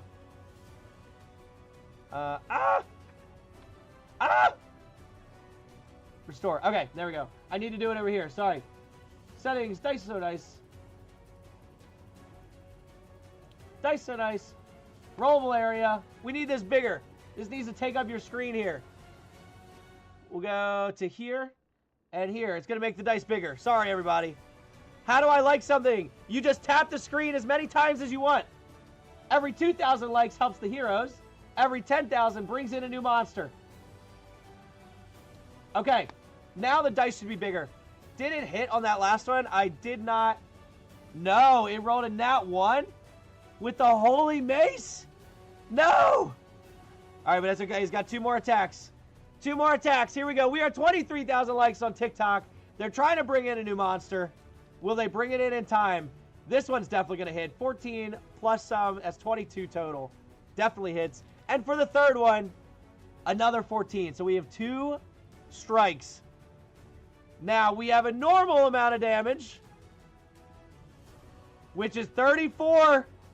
Sassy, on the brink of death, 5 HP. Unfortunately, takes this third Holy Mace damage. And that, ladies and gentlemen, is the end of Sassy as this Deva comes flying down. Rick's Deva, by the way. Comes flying down with his Holy Hammer and strikes. Misses the first, hits the second, and with its third, blasts Sassy, knocking him dead into the air, flying hundreds of feet into the air, all the way down, thousands of feet to the ground, to splatter, bringing it to the abyss with its Demogorgon friend. Now, bye, Sassy, says it's Tina. Sassy is unfortunately gone. Now, we do get a bonus action of Divine Aid. We're going to use Cure Wounds on ourselves here. This Deva is. Cast spell. We need to roll for that. And that is 6. We're going to apply to the Deva. You mock Sassy's death, question mark, says DJ Widget. Yeah, it's Tina Simmons. The people on YouTube tend to really vote for the heroes, and the people on TikTok tend to really vote for the monsters. And so the Deva does have some more movement it could use. But it's not going to. It's going to stay there for now because it's got a lot of flight. Up next, though, is the second Deva. I think I went with the wrong Deva the first time, but that's okay. Up next is the second Deva, but before we do that, the Demogorgon that Jeremy paid for, Germ, paying for this massive beast, 24,000 likes on TikTok, 6,000 away from a new monster. This Demogorgon is going to strike the Goliath Giantkin. The Demogorgon's on the hero's side, by the way. The Giantkin is a monster. We are going to use our tail attack, bringing it down to 1 legendary action left. And, oh, I used its ability. 1. We're going to roll for a normal. Will it hit? It definitely will because it's 15 plus 17, so 32 to hit, absolutely. And we are going to roll the damage, which is a lot of damage. It does... Oh, the Giantkin is immune to bludgeoning damage, it looks like. It is, so it only takes 10. So as the Demogorgon comes in with its tail, swipes so tough, the Giantkin bears down with its feet and almost catches the tail, just taking a little bit of the, I believe it's the psychic damage or something that it does. But yeah, it only takes 10 damage. Oops. I accidentally dealt it to the Demogorgon. Whoops. Let me fix that. And I need to deal it to the Giant King. Oh, the Giant King is not immune. I was selecting the wrong person. I'm a dum-dum. I'm a dum-dum. So it takes 30 damage. Whoop. Oh no. Okay, so it's not looking good for the Giantkin, unfortunately. As it has 10 HP remaining, it's not looking good. We're gonna go ahead back to the Deva now, who is looking well off. Is there a unicorn left? There's not. Both. Oh, there is. There is. This unicorn also gets a legendary action. So it is going to use its horn attack. I forget what it's called. Oh, a little bit of Jurassic Park, you say? I say nay. Back to the boss fight. Okay. So the unicorn is going to strike with its... Tina says, oh. Going to strike with its Radiant Horn. Normal attack. Oh, he rolls a 5. It is not going to hit. Sabbath the Black. Shutting these down. Up next, we have Doodle. Oh, no, we didn't do Deva yet. Whoops. Okay. So, this Deva is going to fly over. And it is going to attack. Does he have a reaction? No, he's got bonus action. It's going to attack Cumulo the Cloud Giant. All right. So it's going to use 3 of these Holy Mace attacks. The first one, and 11 plus... Oh, that one's going to hit. 11 plus 8 hits. The next one, plus 8, is another 11 plus 8 is going to hit. Will he hit 3 times in a row? You know what I think this is? I think it's a nat 20.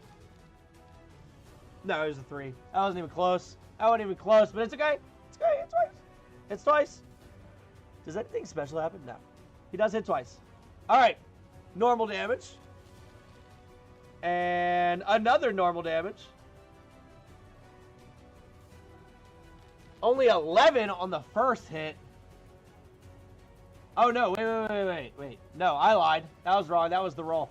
30 damage and 27 damage. We're going to go ahead and apply both of those as Cumulo. These Devas are nasty. Holy cow. And it's going to use its bonus action, its second use of Divine Aid, to heal the other Deva as it casts Cure Wounds.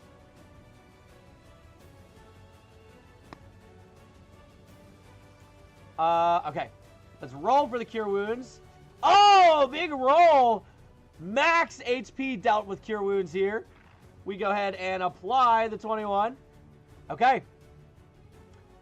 Up next is Doodle, but I think we used the last of the Unicorn's actions, so it has no more actions. Okay. Doodle the Cockatrice, the first thing it needs to do is take some fire damage. So we have to roll for that. Oh. Yikes. I need a target here. Selected. Apply that fire damage. Okay.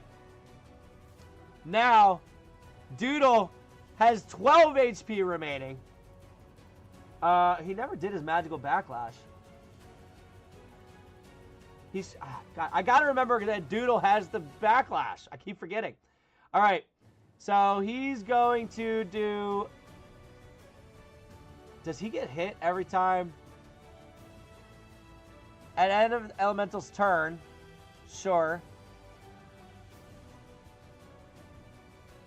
And start burning. Yeah. Burn. Fire damage. Yeah, I believe they take it at the start of their turn. Water susceptibility, illumination. Kyle, welcome to the stream. All right, so we're going to go ahead and do our attacks against this fire elemental with Doodle the Cockatrice. So we're going to roll for talons. 15 plus some is definitely going to hit. We roll the damage. It gets 2 talon attacks and 1 petrifying bite. I don't think that the... Oh, shoot. Who did I apply that to? I applied it to Doodle. No! I got to add his health back. Oops. Okay, Doodle's not dead. Don't worry, Doodle is not dead. We need to apply this to the fire elemental. And it is taking half damage, which would be 9. Minus 9 HP for the fire elemental. Okay, now that I've got him targeted, we won't have that problem again. One more talons attack. Will we hit? Call it a nat 20 here. Nope, not even close. But it does hit. It does hit. And our damage against the fire elemental is only 6, as it takes half of that too. Now we are going to do a petrifying bite as well.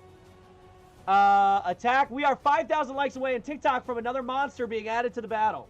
So if you want to hit 30,000 likes on the TikTok, we will add a new monster to the battle for free.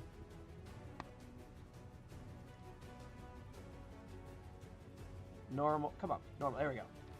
What do we got? What do we got? 11 plus... Oh, it definitely hits. Let's do our damage. 7, 8, 9. That's a 13. We're going to apply that damage. Now, we also... It needs to make a Constitution saving throw. But I don't think that it can be... I don't think that... Richard coming in with another enemy! Richard! Buying a CR3 monster. Nightmare Wrath, welcome. We are 5,000 likes away from another monster being added to the battle. If y'all want to hit 30,000 likes, we are bringing another monster in here, and they need it. A Demogorgon has been brought in to help the heroes. It is immune to paralyzation and being restrained. Yeah, so it actually, that petrifying thing does nothing. All right, Rick, bringing in a CR3 monster. I need to pull up the counter here, which I think I also need to update it. I do. Give me 1 second. Give me 1 second. CR3 right here. I need to paste this link in here so that way it works. Why did it change? I don't know. 6S3. Okay. Those of you on YouTube and TikTok should see the wheel popping up. And we're going to bring in a new monster from Rick. Oh, is that a heal? Oh, you're right. That is a heal. You are correct. That is my fault. My fault. Hobgoblin Captain. That's fine. He wouldn't do anything anyway. So, we heal the most damaged monster, which in this case, Rick, that is a great, great save. Because I'm pretty sure, hold on. Yeah, he's taking about 100 damage. The Deva has taken 150. Rick, we are fully healing your Deva. It is looking good. Holy cow. Those two are going to be a problem. You heard it here first. Those two are actually going to cause a problem. That is the end of Doodle's turn. It has a reaction. It has no bonus action. So, that's the end of its turn. Now, I believe he's used only one of his legendary actions. He's going to go ahead and finish off this Giantkin. Rick, what a play, by the way. What a play. So, he's going to target Jeremy with the questionable he's going to go ahead and strike with his legendary action, Tail Attack. Guys, I think this is going to be it for the Giantkin. I mean, if y'all want to put up rips for the Giantkin, because I don't think that we can even miss the Tail Attack. Here we go. Oh, wait. Can I not? I said usability. What's it saying? Oh, I know that. Where's the Tail Attack? Let me take it. All right, whatever. We're going to go ahead and do the tentacle because it's the same thing. We're going to do the tentacle. Let me move you down here to Germ's Giant. You're locked on Saturn. Thank you. I appreciate it. I just noticed, like right as you were saying that, he only rolled a 2, but it's a 19, so it's going to hit no matter what. Okay. The Tail Attack is 4d10 plus 9 damage. 4d10 plus 9. Oh my goodness, there's a 10, there's an 8. 34 points of damage. So, with that, the Demogorgon laughs in stereo as the Giantkin, looking between both heads, doesn't notice this tail whip around with an immense force that sends the Giantkin as well barreling down to the earth below. And with that, the Giantkin is gone. Oh no! The monsters, I mean, like I said, they have a chance with the top ones, but this Demogorgon is barely touched at the moment. Okay, it is now the Unicorn's turn. So the Unicorn is going to... Well, luckily the Unicorn this time does get to actually use its bonus action to help out the Sphinx. It's going to target, and I'm going to remember to use... Oh no, I didn't remember. Nuts. Okay, so Jams, welcome to the stream. We are 26,000 likes. If we get to 30,000, we get to bring in a new monster. And every 2,000 helps the heroes. So all those likes contribute to the battle. We've also just had someone buy in for a full heal for the monster, which is definitely going to help the monsters. Okay, so the Unicorn's going to attack. It gets 2 hooves attacks. It also has legendary resistance. I got to remember that too. Okay, normal attack up against the Sabbath the Black. Oh, and it misses. AC of 15. All right, we're going to try again. A nat 1! No, what is this Unicorn doing? No way! The monsters just don't want to win tonight. They do not want to win. We do the Radiant Horn attack. That one hits. We'll deal the damage here. Up against Sabbath the Black Abishai. And that is 7 plus 4 damage. Now, as a bonus action, the Unicorn is going to use Unicorn's Blessing, which allows it to cast Cure Wounds. It's going to do it 3 times. It gets to do it 3 times. It's going to do it once for now. It's going to use Unicorn's Blessing and cast Cure Wounds again for the Sphinx. Tortle, what's going on? So we use it once. Usability. And we're going to cast Cure Wounds. Cure Wounds is right here. Cast spell. Roll for it. 7, 8, 9, plus 3. That is 3 healing to the Sphinx. All right, Tortle, let me give you a quick recap. We've got Celestial Beings versus Heroes, and already we've brought in, from the likes over on TikTok that are 26,000, this Elemental and a Giant Kid that just got obliterated. We've had a couple other monsters obliterated. We've also had Zendar the Centaur obliterated. But Rick has come in with this Deva, which is going to be doing massive damage here momentarily. And he's fully healed it. But the biggest moment of all, Jeremy has brought in, for the heroes, this Demogorgon, which is relentless. So unless for the monsters we bring in some massive monsters, they have a slight chance with the Devas, but it's not looking great. So heroes are winning so far, says Tortle. Yeah, it's looking pretty big for the heroes. The Unicorn finishes its turn, gets its legendary actions back. And that's the end of its turn. It is now the Fire Elemental's turn. Okay, so the Fire Elemental is going to attempt to finish off Doodle, bring in some fried chicken. At the start of its turn, anyone within 5 feet of it takes fire damage. I think I wasn't supposed to do the fire damage on the beginning of its turn, now that I think about it. Let me check real quick. It says at the end of each of the elementals' turn, each creature takes 1d10 fire damage, and they start burning. Okay, hold on. What does burning do? Of course, I can't. It won't show me. Show me what burning does. If anyone wants to tell me what burning does, that would be great. Because it's not telling me here. Let me see the effect, dagnabbit. Oh, wait, maybe I can see here. Well, let me see. Well, burning hurts, says Tortle. I agree with that. Burning definitely hurts. I think I was doing that it takes the 1d10, so that's fine. The first thing we're going to do is well, actually, it's at the end of the turn. It takes the 10d10 damage. 1d10 damage. So we're going to make 2 burn attacks. 2 burn attacks against Doodle here. So, burn. Normal attack. Oh, that was going to be a nat 20. Did you see that? And it misses, though, with a 14. We do 1 more attack.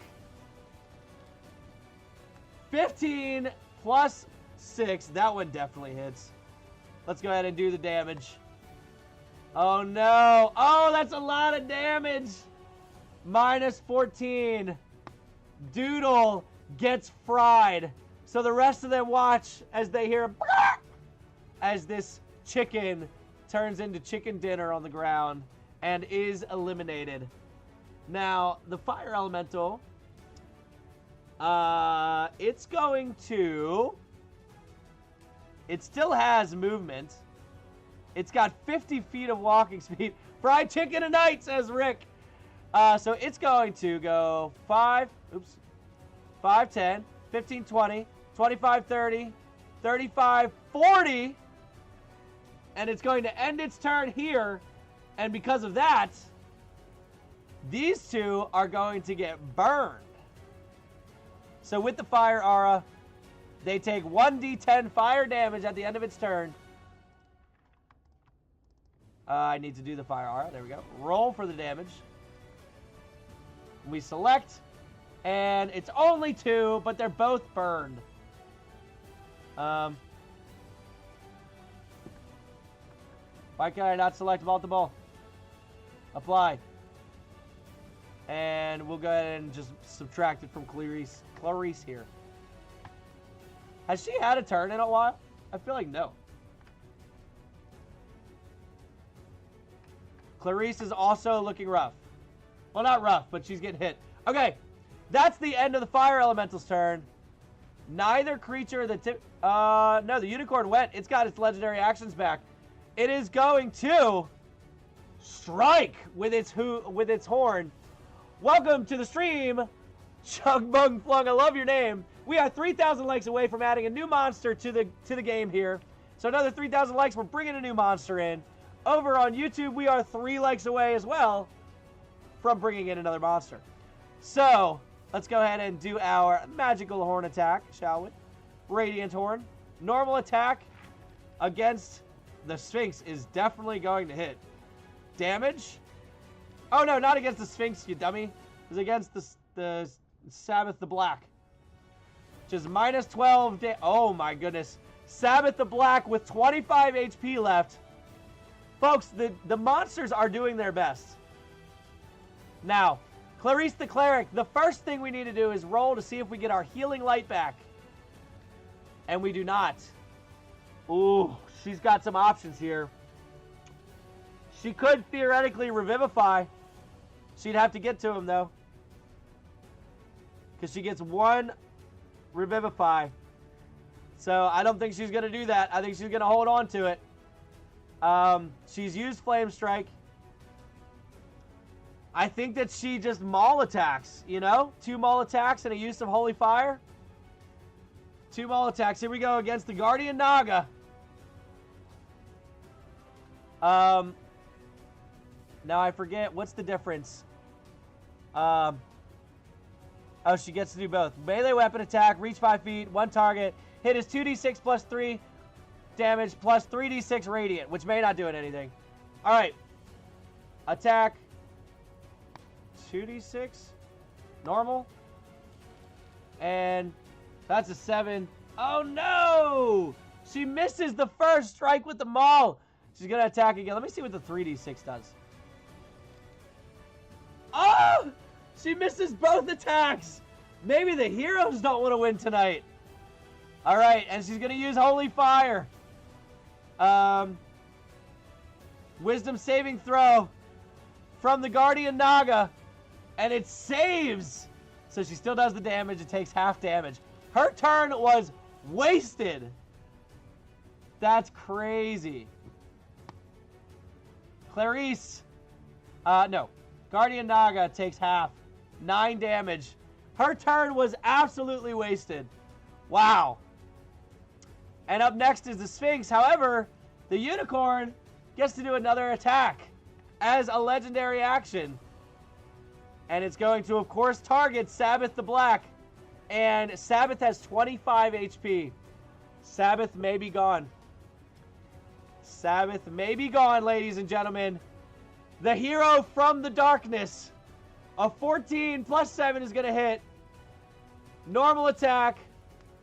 I should have done bonus actions with Clarice, but... Alright, here we go. Caitlin says, bye. 5 damage to Sabbath the Black. Now, the Sphinx's turn.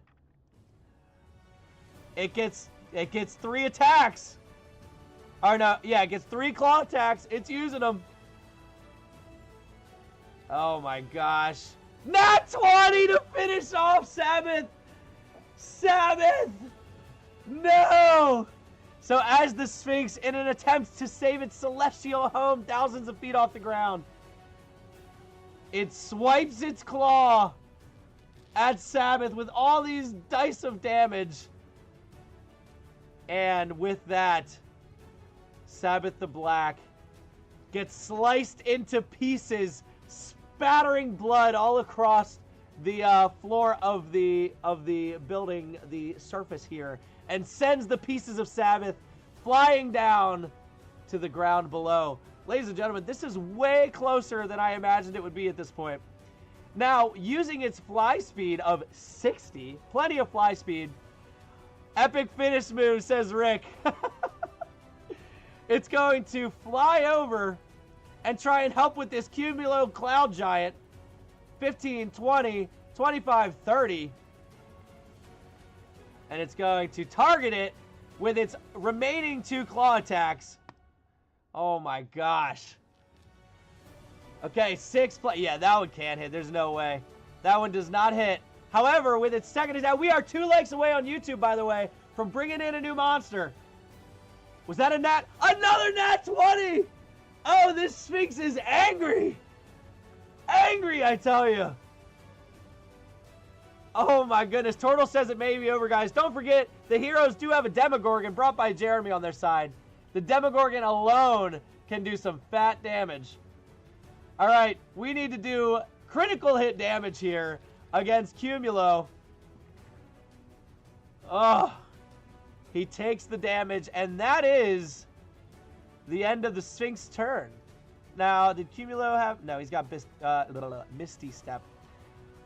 Okay, it is now Cumulo's turn. However, the Unicorn has 1 remaining legendary action, which allows it to use half of its speed. And then 1 Radiant Horn attack. It's going to use it just for the movement. 5, 10, 15, 20, 25. Because I think he's got 50. Yeah, walking speed of 50. Oh, wow. I can't believe the monsters are as close as they are. That's crazy. There are way more monsters than heroes here, ladies and gentlemen. That Deva is hurting. DJ Widget! Bringing in another hero! Oh, no! DJ Widget saying nay to the damage that these monsters are doing. Wait a minute. Let's swap over to the choose your character. We've got a different music for this. Hold on. Hold on. Let me pause it. Wait for a second. Where is it? There it is. DJ Widget, choose your character. What hero will we be bringing into the battle? It is completely up to you. Hell has frozen over. Let's see if heaven does the same. Kelvin will join the battle to join his cloud kin. I love that. Okay. DJ Widget. Oh my god. Bringing in Kelvin the Frost Giant. Will it be enough? Let's find out. Back to the battle music. All right. He is brought in. All right. Where's Cloud? Cloudy Castle. Here we go. Cloudy Castle. So, to help his cloudy kin here, let's bring in Kelvin the Frost Giant. As from the sky, out of nowhere, for no reason whatsoever, you hear a... The Frost Giant makes his way in. Let us add him to battle! DJ Widget. Epic entrance! Alright. He is in. And he still gets to go this round. Massive. Alright. So, it is Cumulo's turn. The Unicorn moved. What is Cumulo going to do? His spell casting. What? He could do telekinesis. Fog cloud, detect, yeah, control weather, meh. Oh, it's 8th level? Jesus, that's crazy. Okay. He's not going to cast any spells. No way. That would be pointless. Yeah. They can replace 1 attack. Yeah. All right. So, Cumulo is going to look at who he believes to be the most damaged, which in this case would be the Sphinx. And he is going to Thunderous Mace. We're going to use advantages here, ladies and gentlemen. We have 2 Thunderous Mace attacks. Probably a good thing we use that one. It does hit with a 24. Let's go ahead with another, shall we? Oh, no. It hits. Both hit. Whew. Okay. Damage. Normal damage. And that's 28. So let's go ahead and apply that. And then let's go ahead and do the damage again. And will he finish off the Sphinx here? Oh boy. Oh boy. So, with his second strike of his thunderous hammer, he blasts into the Sphinx, spattering the blood everywhere, and watching as this beam of holy light shines down to bring the Sphinx back up. Because, you know, there are still gods looking down and having preference. 30K on TikTok! Oh no, Rick, I see 28,000. I believe that you might have been stopped at 2,000 ago. It silences you after you like do it. It had me happen on another TikTok viewer or TikTok that I was watching and helping with. So right now it's at 28,000. If you exit out and come back in, you'll probably see it. We are 2,000 away, ladies and gentlemen, from a new monster being added in. But Rick, keep me on it. We have now used 10 advantage rolls for the heroes. We have, let's see, 5, 8, plus another 9 on YouTube. We are 1 away on YouTube from another monster as well. We could have 2 new monsters in momentarily. Now, Cumulo is going to use a bonus action to Misty Step zoop, over here, and he's going to look across at Kelvin and say, "Welcome, brother. We could use your help." And that's going to be his turn. Now, let me just check real quick. I believe the unicorn, it has used all of its legendary actions. So it cannot do anything. But it is Emule's time. Time to shine. And it will. It doesn't have much space. That's the problem it's having. I think the first thing it's going to do is attempt to tear up this unicorn. So 5, 10, 15, 20, 25, 30, 35, 40, 45, 50. Okay, he can make it.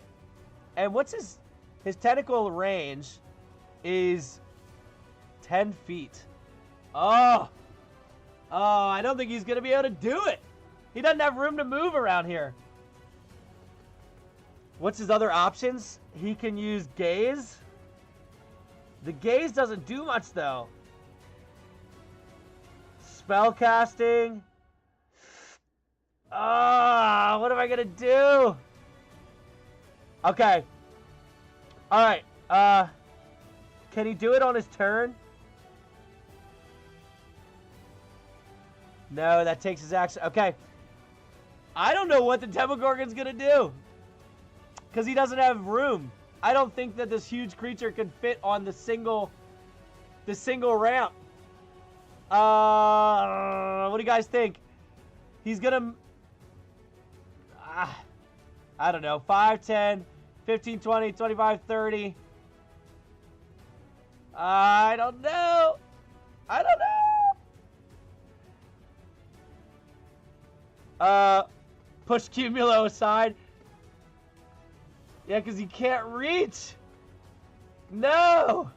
All right. I'm going to say that he could go here. And that's really all he can do at the moment. Because, see, he's got all this stuff. But there's nothing that he can do. No. His reach is only 10 feet. His spell casting is... Let's see. I guess I could cast... We could cast Feeble Mind.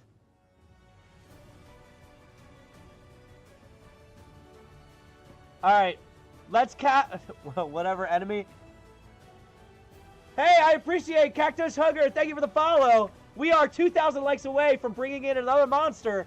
And the monsters are standing a chance at the moment. We are 1 like away on YouTube from bringing in another monster. Alright. Let's go ahead. Dude, if it's got Feeble Mind, use it. Yeah, that's what we're about to do. We are going to use Feeble Mind against the unicorn. So, you blast the mind of a creature that you can see within range, attempting to shatter... Oh, wait, what's the range? Let me see what the range is. 150 feet. Easy enough. It's intellect and personality. The creature takes 4d6 psychic damage and must make an intelligence saving throw. All right. First things first, intelligence saving throw. They're not very intelligent, turns out. Cactus throwing in the likes. We are 29,000, 1,000 away. YouTube, we are 1 like away from a new monster. Oh, and 19? He's going to use legendary resistance to save anyway. I forgot the unicorn has them. So he's going to use it. And that is his second legendary resistance of the day. And then on that, it's going to... the creature can't cast spells, activate magic items, understand language, or communicate in any intellect. Creature can, however, identify its friends, follow him. Oh. That's not that much, though. Ooh. I probably should have used it on someone else. So, he does do 4d6 psychic damage. But he's saved, so nothing else happens. Alright. So, let's do 4d6 psychic damage. Roll 4d6. Alright, so the unicorn takes 13 psychic damage. That is the Demogorgon's turn. Now, the Demogorgon may look like a bad guy, for those of you just joining in, but he is, in fact, on the hero's side. Brought in by Germ. Up next, we have the Guardian Naga. However, the unicorn... oh, yeah, it doesn't have its legendary actions, right? Yeah, it doesn't. He's out. He's out. The Guardian Naga is going to... It has used Flame Strike. It's going to use Cure Wounds. No, it's not. It could. As his action, he could use Cure Wounds. What do you guys think? Should he do it? I feel like he probably should. He's got multi-attack, though. And he can do it. No, no. He's not going to. That would not make any sense. He is going to attack Clarice the Cleric. And he's going to attempt to kill her. Alright. I know we're rooting for the good guys in some cases. TikTok typically for the bad guys. This could be the end of Clarice as it makes 2 bite attacks that both can do some pretty serious damage here. He misses with the first one. No way. With his second. He misses with the second attack. Oh, he should have healed. No way.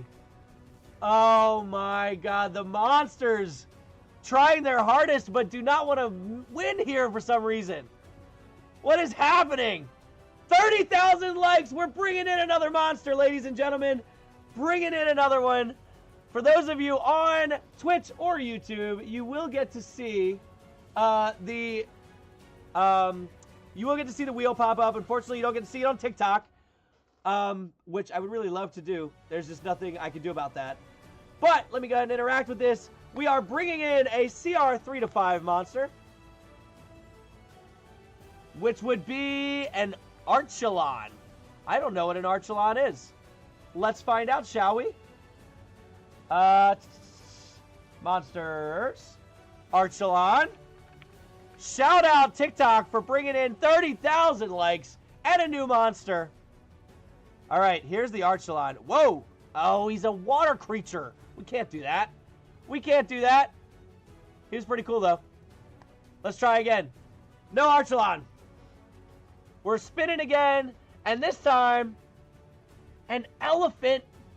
We can do so much cooler. We're spinning one more time. If this one's something that doesn't work, then we're bringing in the elephant. But I think we can do something cooler. A spectator.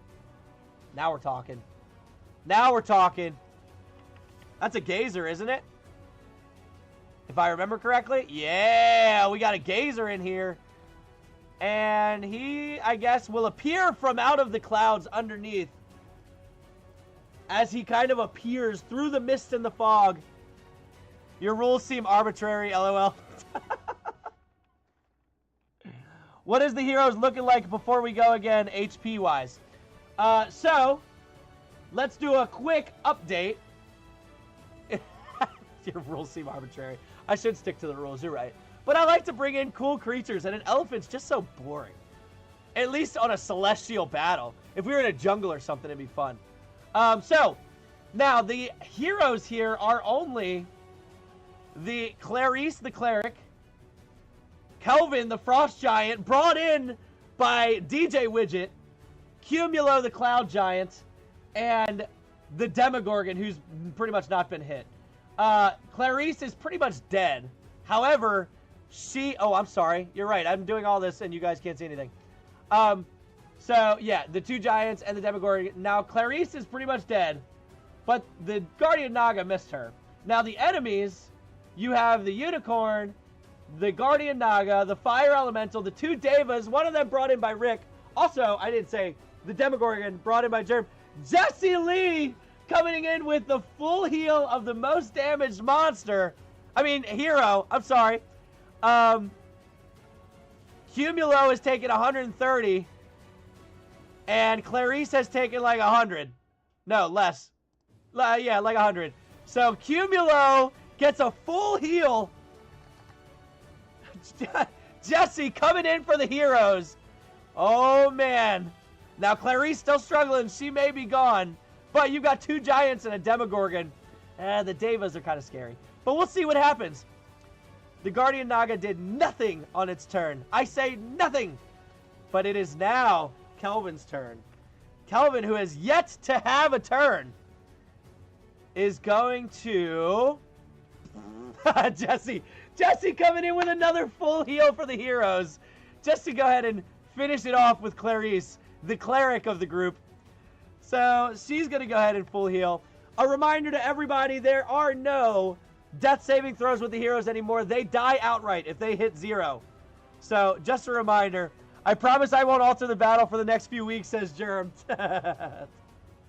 Germ, I mean, honestly, it was looking like a chance with these Devas because they could come in and do a lot of damage. All right, so Kelvin, that cleric has been holding in there strong. Yeah, it has.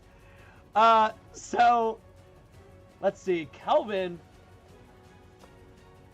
it is going to... He doesn't like fire.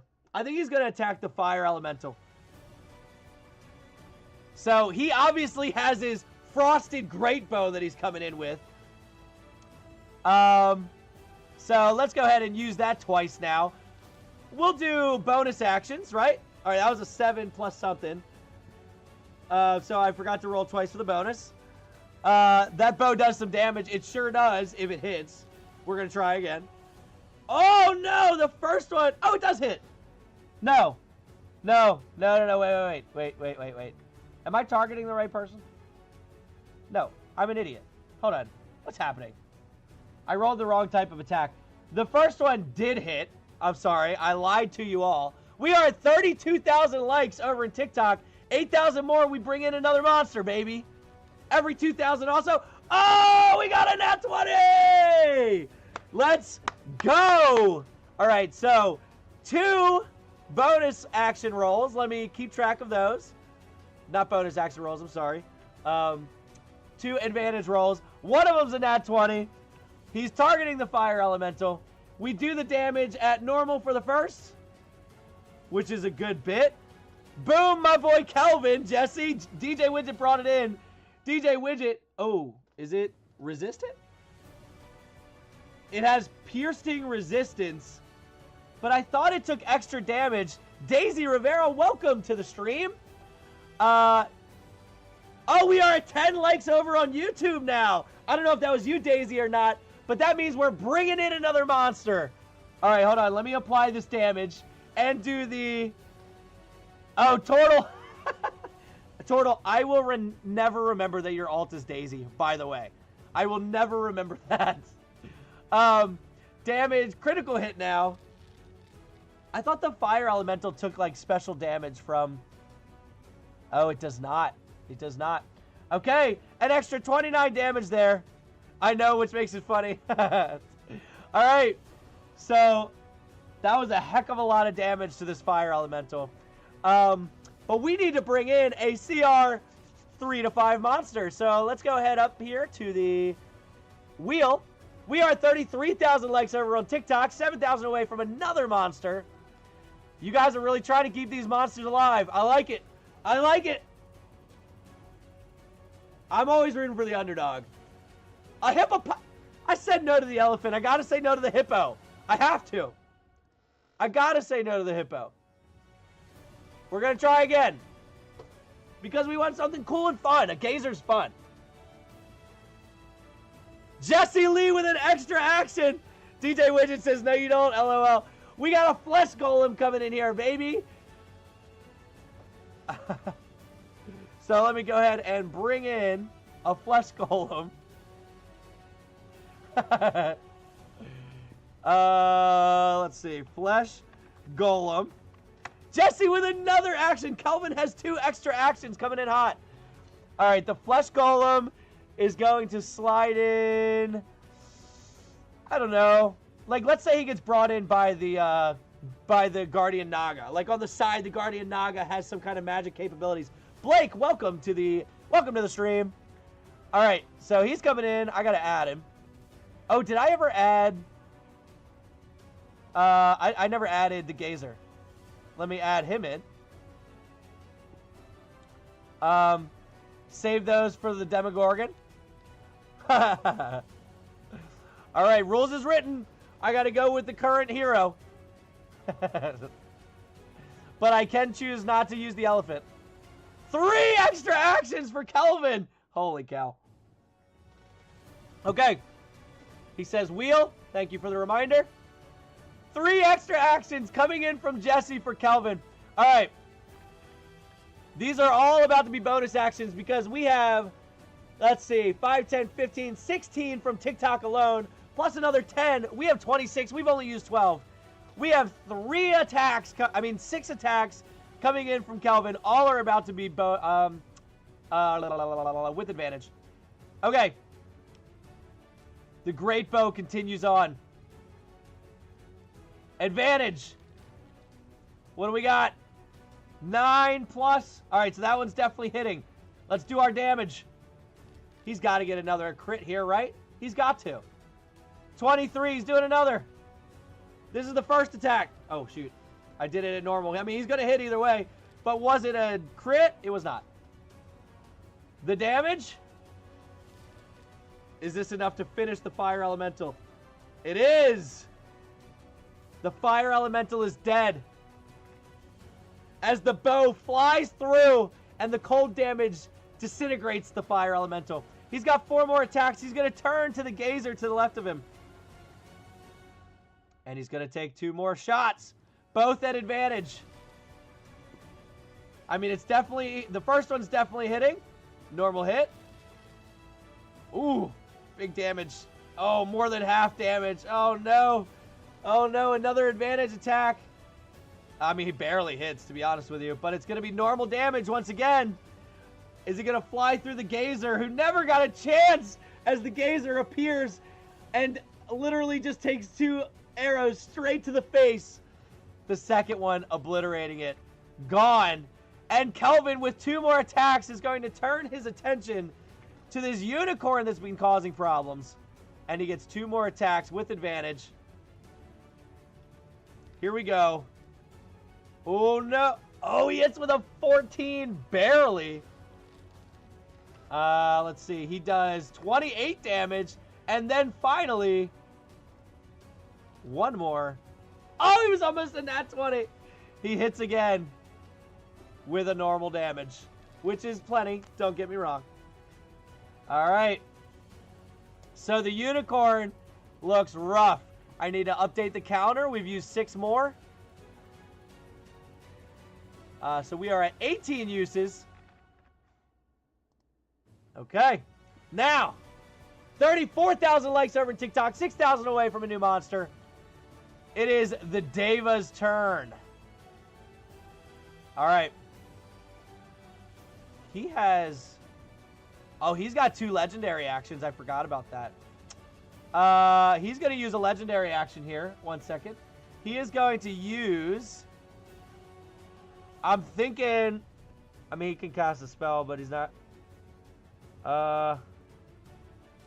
Yeah, he's going to use... Gaze. I make a saving throw. Hypnotic.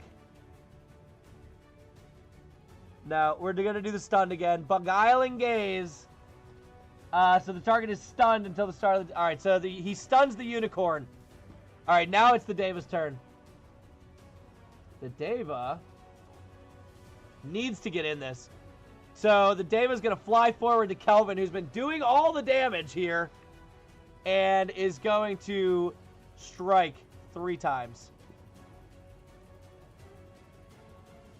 It has used both of its Divine Aids. I need to take that off. It has no more Divine Aids, unfortunately. It has Holy... What does Raise Dead do? 1 second. It could raise the dead technically, but we get rid of things here. All right. So, yeah, it's just going to... Oh, wait a second.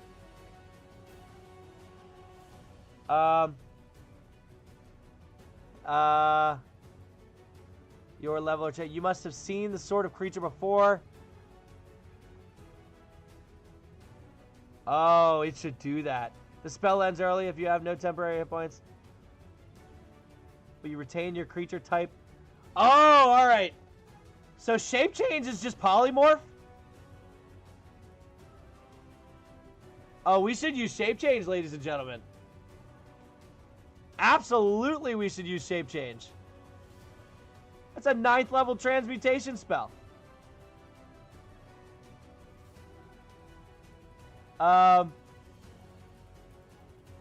Oh, no temporary hit points and no concentration.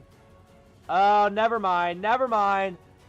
Lame. I thought we were using a 9th level spell. That was going to be crazy. All right, normal attack roll. 18 plus. It's hitting it for sure. Here we go again. We're hitting more. Don't forget, if you're rooting for the monsters, you can add extra actions the same way that they just added extra actions to the heroes. Just a reminder. Wow, 3 big hits against Kelvin here. None of them a nat 20. A nat 20 would have been huge. 26 damage. Do we do 26 more damage? Or more? 34 damage. Holy cow. Kelvin taking mass damage all of a sudden. More than half of his HP is gone.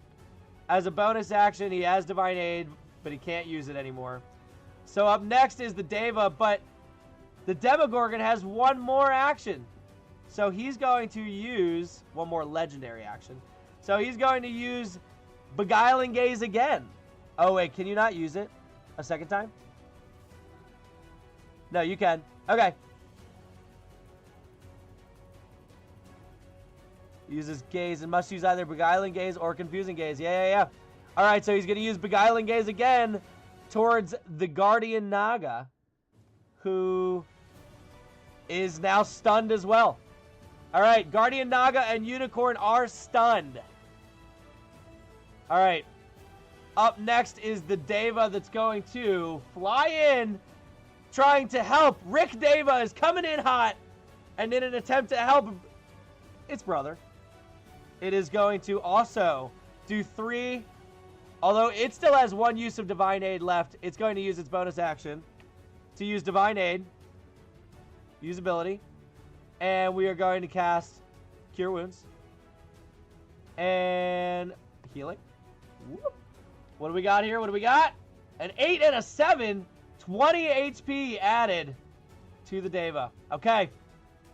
All right. That helped for sure. Now, we have 3 attacks. Where am I at here? All right, there we go. 3 Holy Mace attacks. Coming in hot. A 16 plus. That's going to hit.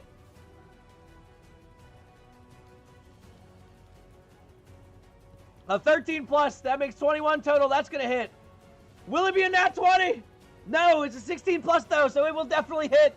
Kelvin is looking rough. 3 big damages coming in. May end Kelvin. Will Kelvin meet his end? Oh, 31, that's big. Honestly, this one could theoretically do it. It may do it. 37. Kelvin takes the second blow, taking 5 hits of the hammer from these Devas coming in hot.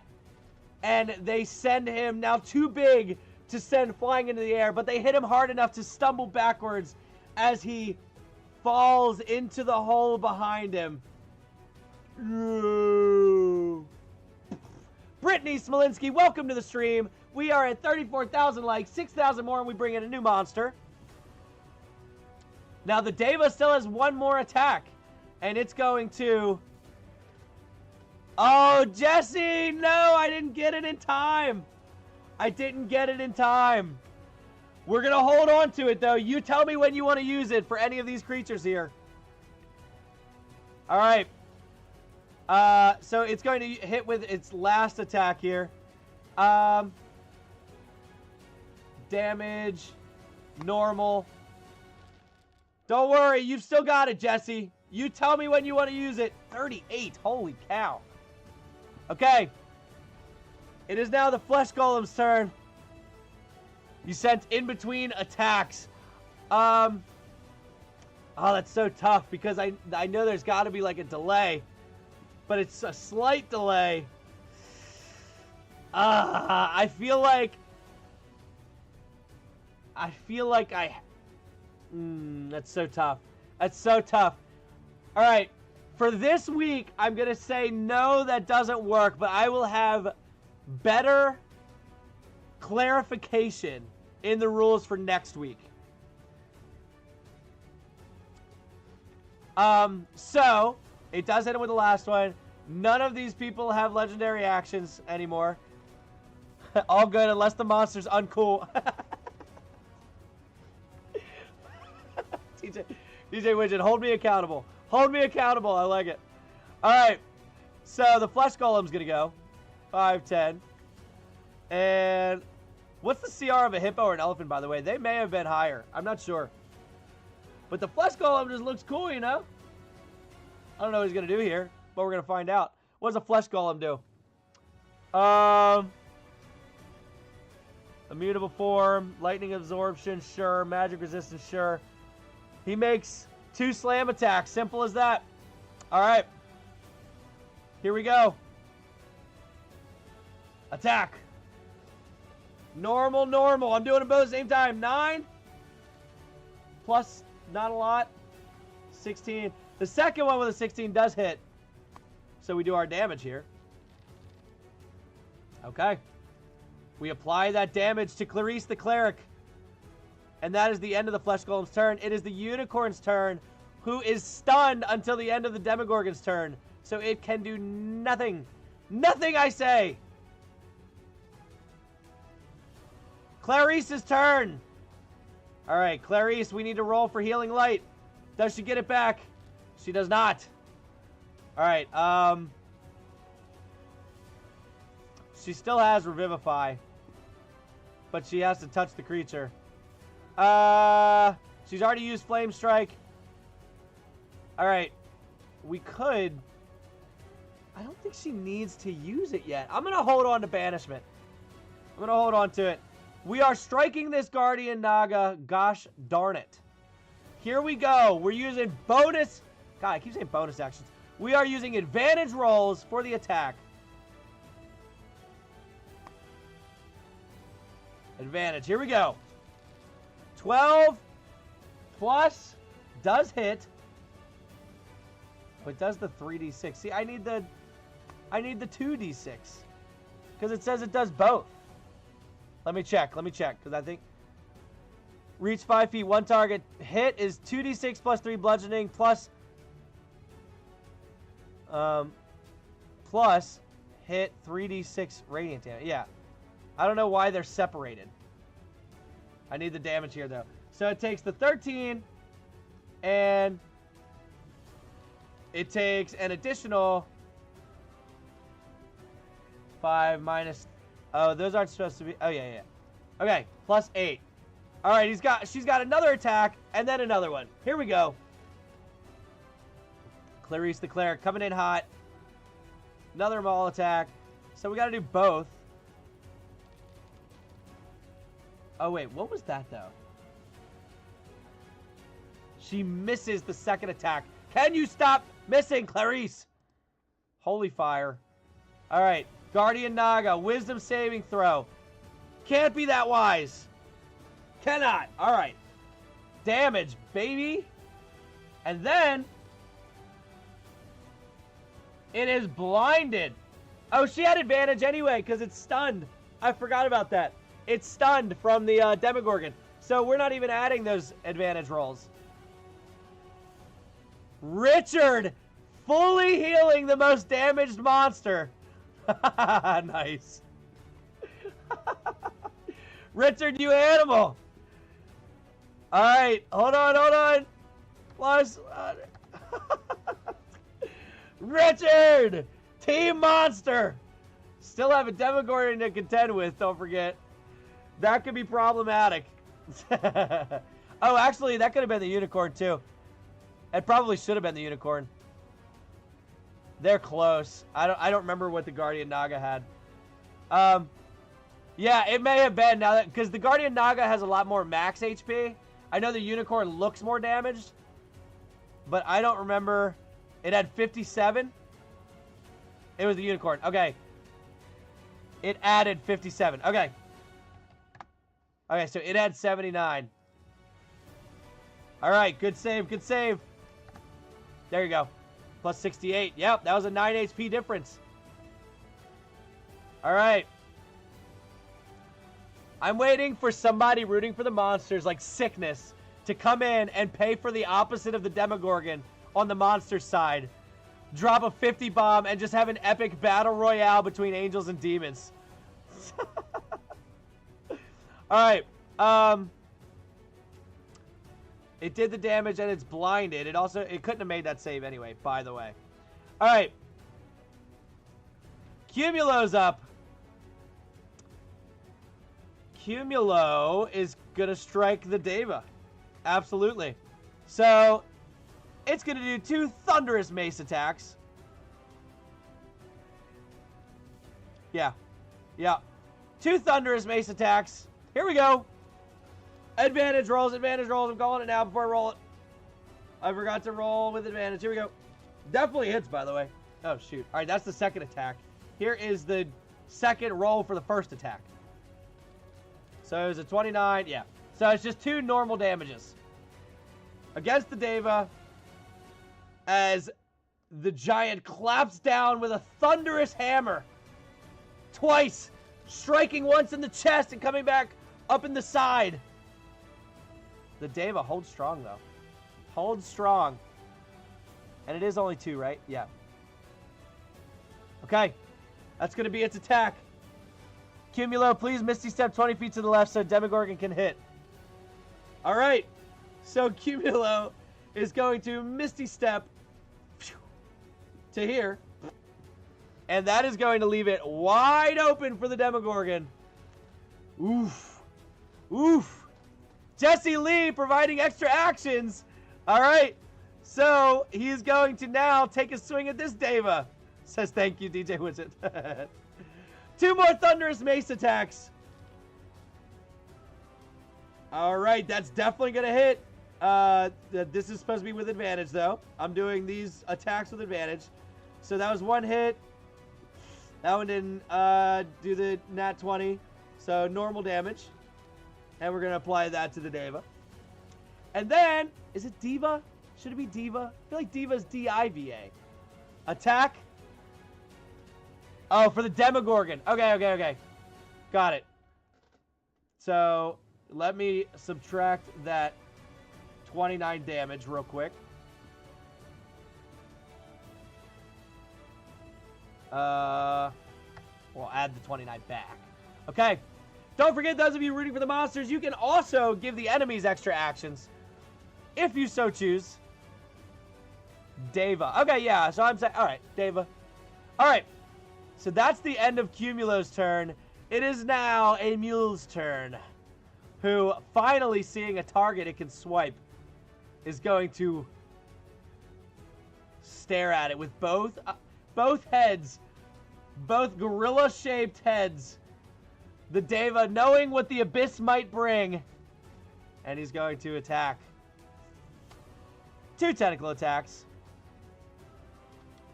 TJ Widget with more extra actions. Oh, this is problematic, everybody. This is problematic. And let's go ahead and do these with advantage. Hold on. I need to go to the counter real quick. So we used 2 more advantages. So that puts us at 20. All right. So we're doing these with advantage. Very unnecessary, but we're looking for these nat 20s. Jerm says he doesn't need advantage. And can I convert my $3 purchase to extra tax for the demi also? Yes! So we have 10 extra attacks, ladies and gentlemen. This may be the end of the battle, depending. All right, let's go ahead and do 2. That's 2 advantage rolls. Still going to hit both of them. Damage, normal. Damage, normal. Rick with the uh-oh faces. As the Deva essentially gets 5 actions. Apply, apply. All right. 2 more attacks at advantage. We've got, I mean, they're both going to hit. All of these are pretty much going to hit. Yeah, so they hit. Normal damages, though. This is bad. This is bad. 17 and 30. That first one was low. All right. 2 more attacks. Also with advantage. So we've used 6 more advantage rolls here. How are we not getting critical hits?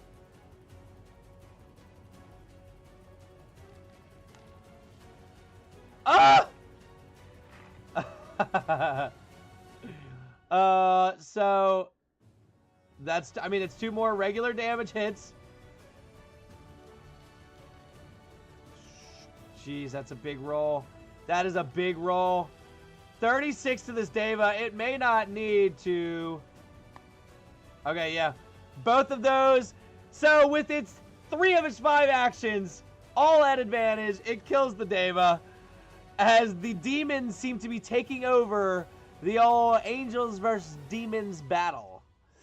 And now, it has 4 more actions. Or no, it has 2 more actions, 4 more attacks. All right, let's switch the battle music. We're going to go from final boss to epic fight. Rick with the crying face. I know. YouTube is coming in with a vengeance here. I will say that it can fit on this bridge. And so, as Clarice sees this giant Demogorgon coming up next to it and is terrified, the Demogorgon continues to swing past it. We don't need to add the advantage rolls here because can it smack the other Deva? I guess, yeah, it can, oh, you know what? You're right. It can get close enough. You're right. You are correct. Good call on zooming out. It is within 10 feet. So, we are going to do 4 more attacks with advantage, which will bring us... Oh, no, I think I'm only going to get 4. No, let me see. So, we were at 20 advantage rolls. We've just used 6, which is 26. We have 17 from TikTok alone. Then another... Oh, he's not going to get all advantages. We have another 10 from YouTube. So, that is 30... 17, 27. We have 1 more. So let's go ahead and max it out. We're going to use all 27. So we have 1 more advantage rolls of the 4 attacks. Those 2 were causing problems, says DJ Widget. You're right, you're right. Very correct. So, first tentacle attack. The max HP is also supposed to be going down. I forgot about that. Quick, do math in the math game. All right. So, last advantage roll. Will it be a nat 20? No, it will not. It will hit. And we'll go ahead and do 1 more regular attack. I was waiting for that to be the nat 20. All right, so these 2. What kind of damage we got? We got 28 damage for the first one. And 37 for the second one. That Deva is taking some hits. And now, we have 2 more actions brought up by Jesse. Both of those should have been... I mean, it doesn't matter. It genuinely does not matter on this one. Attack 2 more times. Normal. I mean, we haven't had a nat 20 in a minute. What are we going to get here, folks? There it is. There's the nat 20. Oh, this is not good.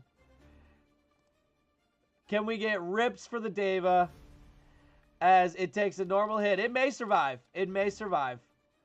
It probably will survive now that I'm thinking about it. But critical hits always just seem more than, you know, they usually are.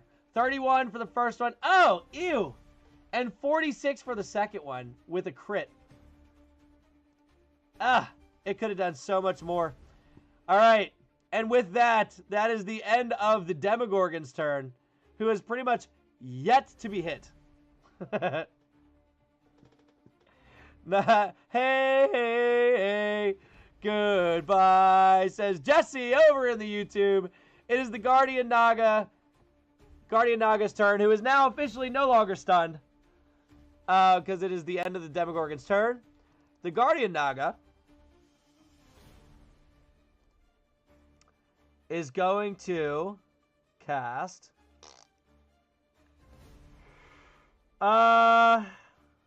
it could do Flame Strike. No, it already did Flame Strike. It already did Flame Strike. So it's not going to do that. It's going to just do its bite. And it gets 2 bite attacks. Could do Poisonous Spittle. Can replace. All right, we're going to do a bite and then a Poisonous Spittle. Here we go. So we're going to bite Clarice.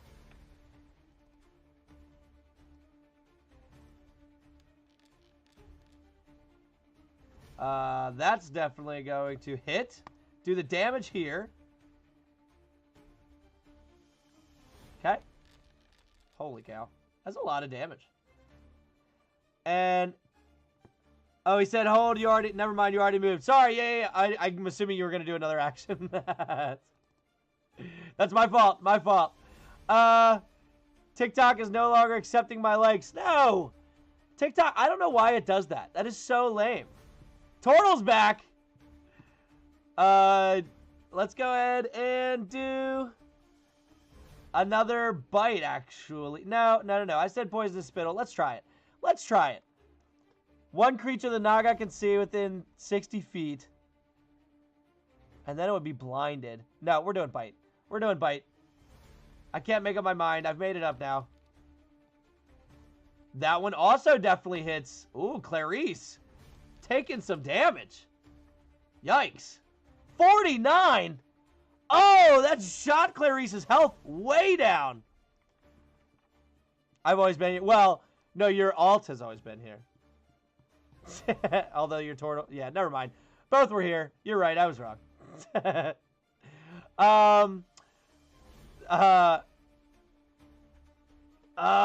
Yeah, Richard. I mean, that was a big hit.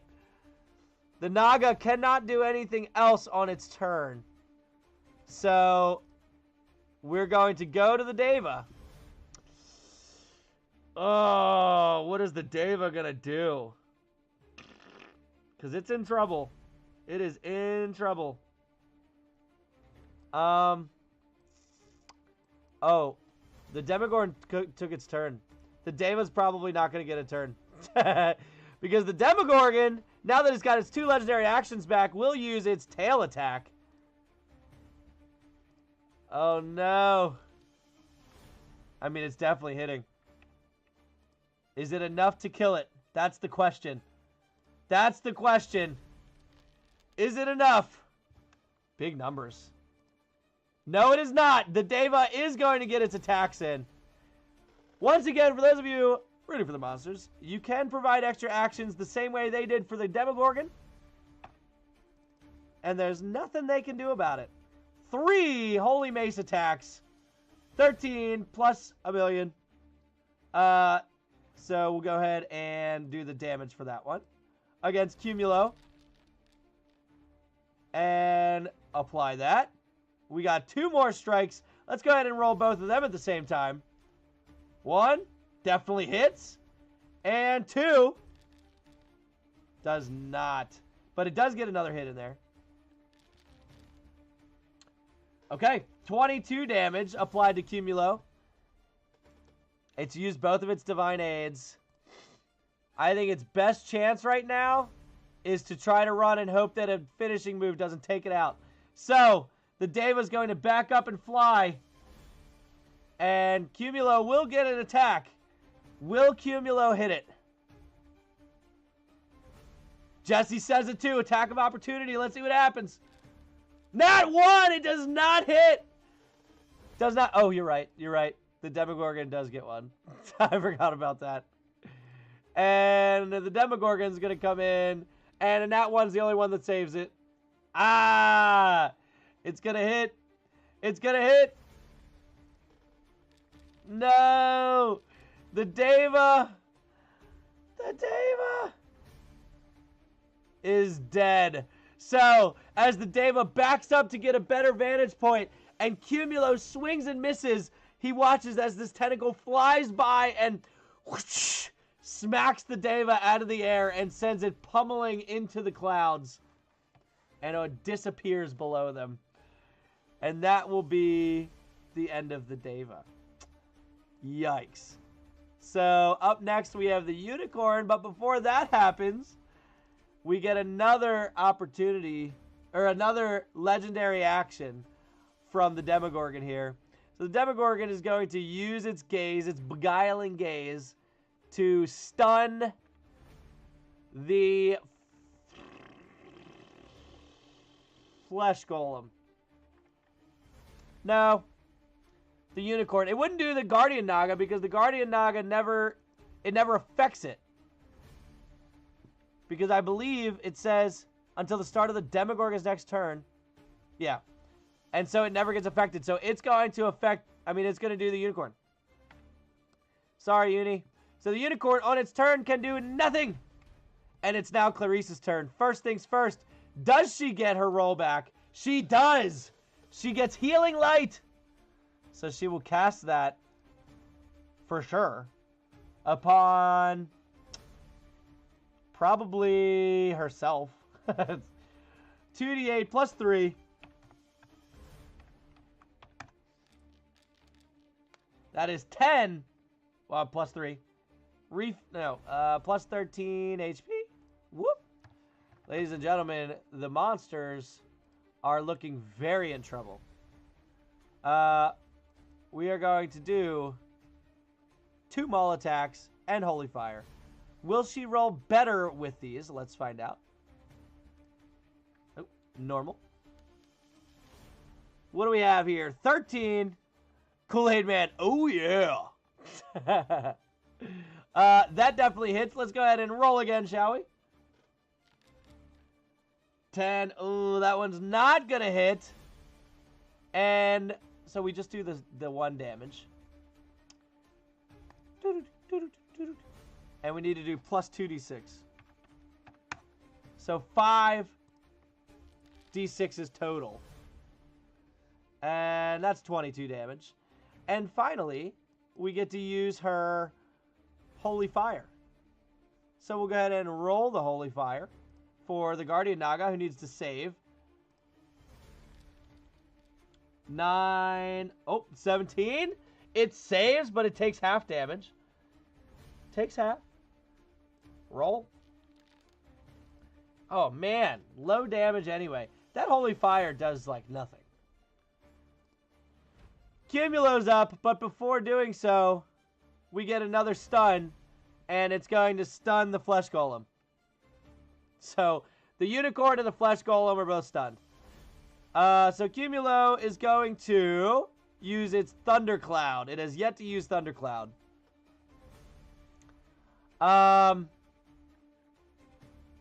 Let's go against the Guardian Naga. We have to. Could this be the second time a side wins twice in a row? I mean, the first time a side wins twice in a row. How does he miss the first one? Let's start there. Another one. Oh, I'm rolling damage. Wrong thing. Another attack with Thundercloud. As he slams his hands together, I imagine. And that one definitely hits, by the way. So we'll roll the damage.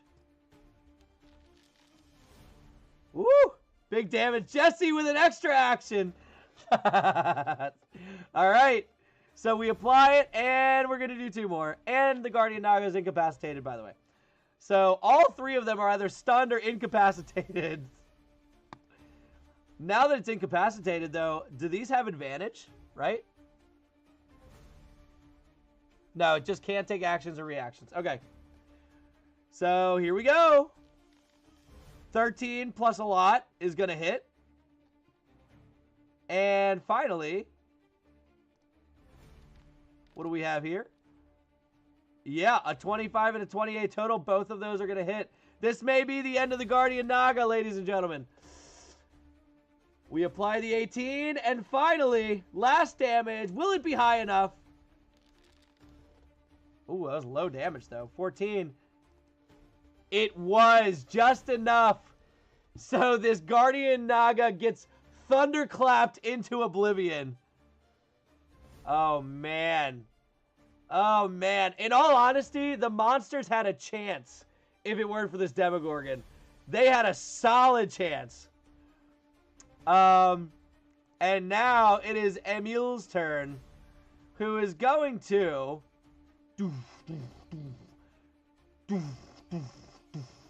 get in range of both of these creatures. First thing he's going to do is attack the Flesh Golem. And it's going to roll. They're both stunned. So it gets advantage on these attacks. Going after the Flesh Golem first. That'll hit. Normal damage. With 29 damage total. Flesh Golem's got some pretty good HP. Does it take 29? Yeah, it does. It took 29. Wow. All right. Another attack at advantage against the Flesh Golem.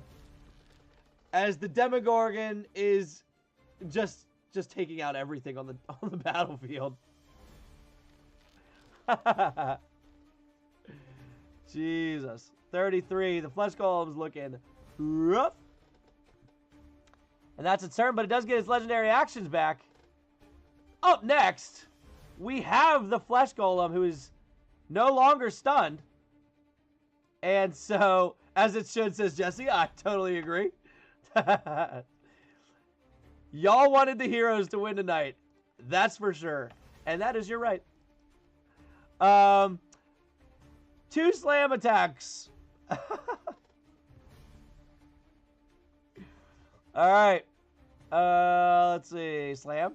Normal attack. 2. Of course. The monsters just do not want to win tonight.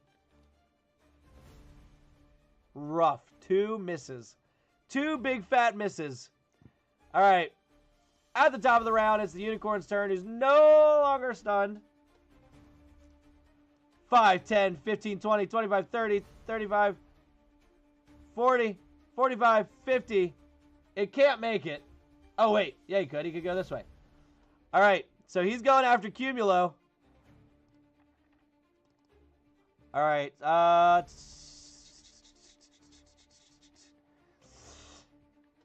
Do we do...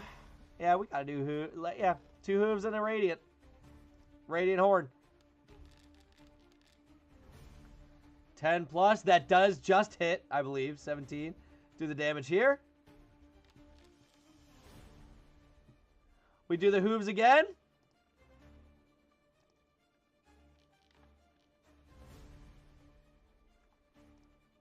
Hits again. Only 11. And then finally the Radiant Horn.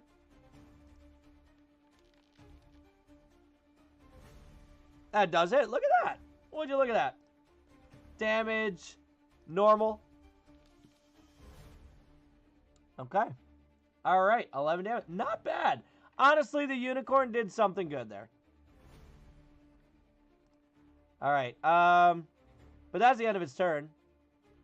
And Emil has its actions back.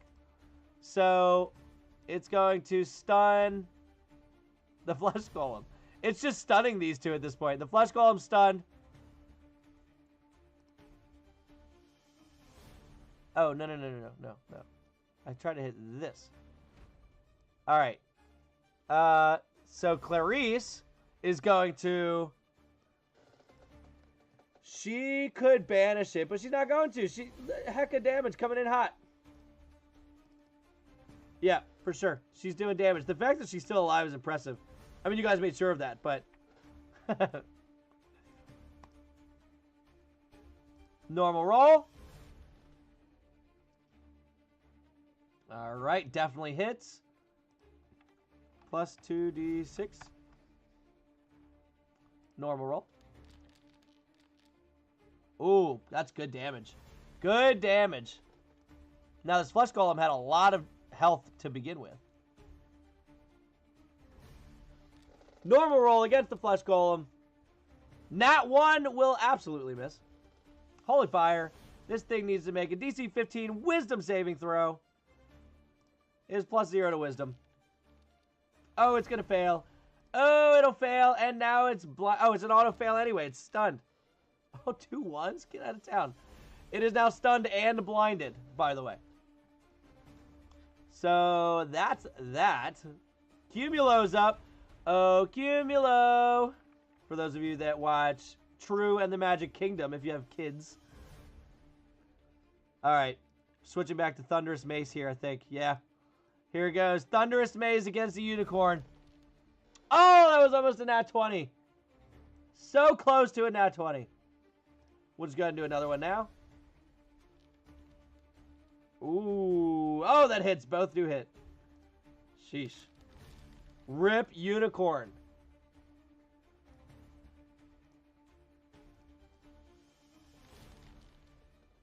Uh, 35 and then 34. Jeez. Took 70 damage there. I think that's going to be the end of its actions here. It could use Misty Step. No need, though. It's going to stay where he's at. All right. That is his turn. Amule's turn. All right. Amule is going to finish off this Clay Golem. It has advantages on it. So... advantage. Because he's still stunned until the end of his turn. Attack with advantage again. Oh, man. All right. Here it comes. Normal and normal. Those are some big numbers on that second one. 22 damage and 35 damage. Still not enough to finish it off. This Flesh Golem is staring this Demogorgon in the face. Trying to, at least, but it's very stunned. And that's the end of his turn. Now, at the end of the Demogorgon's turn, the the Unicorn would have used 2... Let's see, Unicorn went, Clarice went. After Clarice, then Cumulo, then it.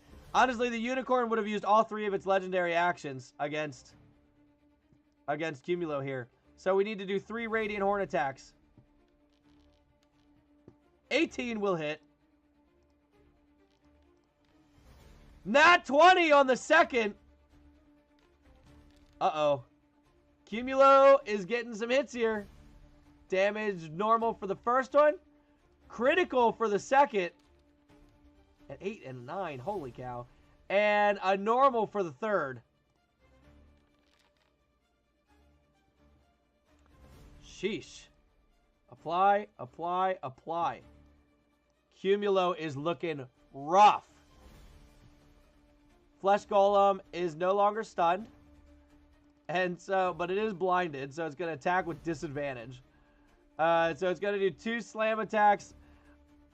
It's going to try against the person that that blinded it in the first place. So, slam at disadvantage. Nope.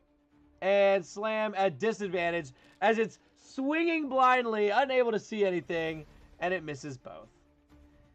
Rip. Yeah. This is most certainly the end of this battle. Although, it did come down to only a couple monsters. I mean, only a couple heroes. So we do the hooves, obviously. That's going to hit. The unicorn may best the cloud giant here. So he only hits with 1 here. Rolls terribly for the damage. And then it gets to do Radiant Horn. A nat 20 on the Radiant Horn. That is the 3rd nat 20 on this Radiant Horn tonight. Realistically, take the Demi out and the monsters dominate the battle. Maybe. Maybe. I mean, those Devas were rough. Damage, critical hit. A 10 and a 1. Of course. Oh, he holds on. Cumulo holds on. But the unicorn does get... Yeah. It does get its legendary actions back. It is Clarice's turn. Clarice is going to attempt first to finish off this flesh golem. And realistically, Germ, if someone brought in the other one, that would have been a wickedly epic fight. So, that would have been sweet. Plus 2d6. Oh, yeah. This flesh golem is dead. Germ says there's still time. Clarice is not going to get closer to the unicorn. She's just going to use Holy Fire.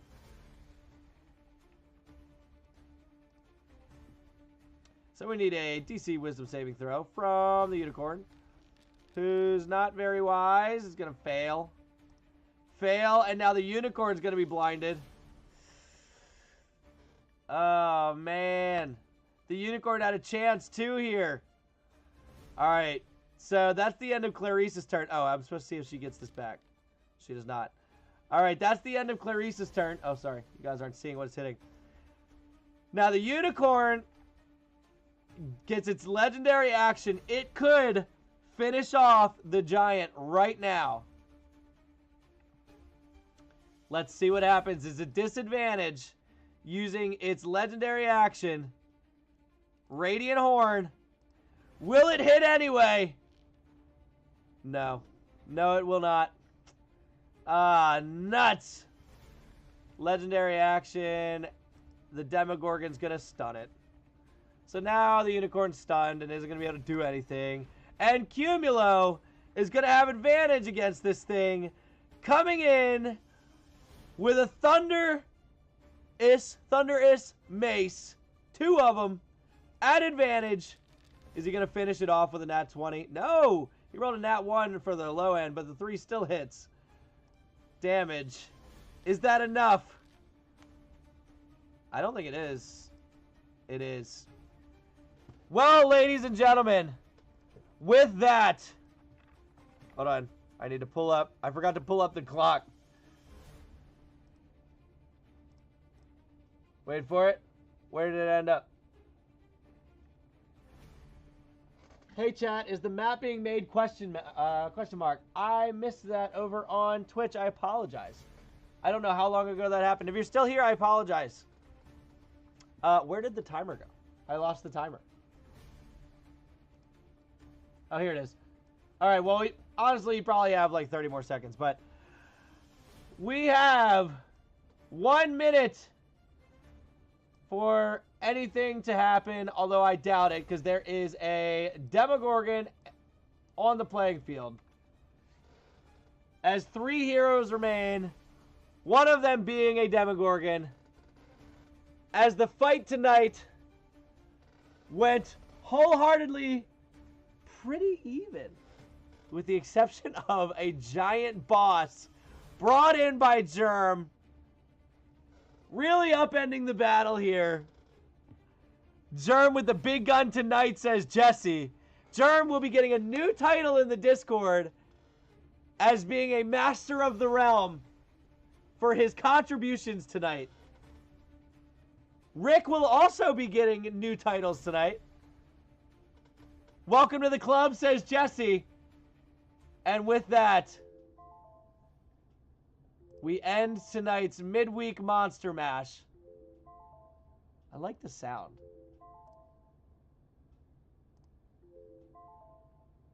And so, the heroes get the win.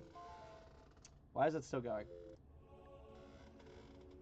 Heroes, heroes, 2 weeks in a row, the first time any side, which is wild because we're on week 5, technically week 6, if you include the prelude, if you will. But yeah, 2 weeks in a row that the heroes have obliterated the monsters. What a night. Oh, that was fun. The Demogorgon coming in is fun. Now, the pilot run. Yeah. The pilot run. That's what the forum does call it. So the pilot episode, the heroes won, but that was wicked because that was when you had Sassy doing a wild shot as a Meatball brought in the adult dragons. Let me go full screen, full face here for you guys. As Meatball brought in the adult dragon, and then Jesse was like, no. We got to bring in an ancient dragon. And that was insane because then Sassy finished off the adult dragon with a nat 20 shot after running away. So that was intense. That was very intense. One of these days we're going to have another close, intense battle like that. But tonight it was not in the cards because y'all clearly wanted the heroes to win tonight. Which is fine. This is for you. It's what you guys want. Well done, heroes, says DJ Widget. Across the battlefield, Sassy kill for the win. Yeah, it was insane. It was insane. Doodle and Sabbath seemed kind of meh. Yeah, they kind of got the short end of the stick there, but the only reason I added them was because I might have needed a flying speed tonight. And none of the current characters had flying speeds. I also did not use Doodles. Let me pull Doodle back in here real quick.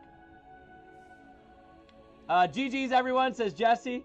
So, Doodle, I kept forgetting to use his magical backlash. A creature within 120 feet does damage to it. Response, they have to make a dex save or take 3d6 plus 3 force damage. I should have been using that. Also, the flyby is kind of broken if you get to use it. Doesn't provoke opportunity attack when it flies out of an enemy's reach. So, could have used that as well. But he was here to do damage, you know? If I was doing more plotline and storyline, maybe I would have, been able to incorporate that a little bit more. What's up, Turtle? You ain't fooling me this time. Oh, are you Trout now? He says, what happened? Well, I will show you the battlefield. The Demogorgon pretty much obliterated the battle. But the heroes won.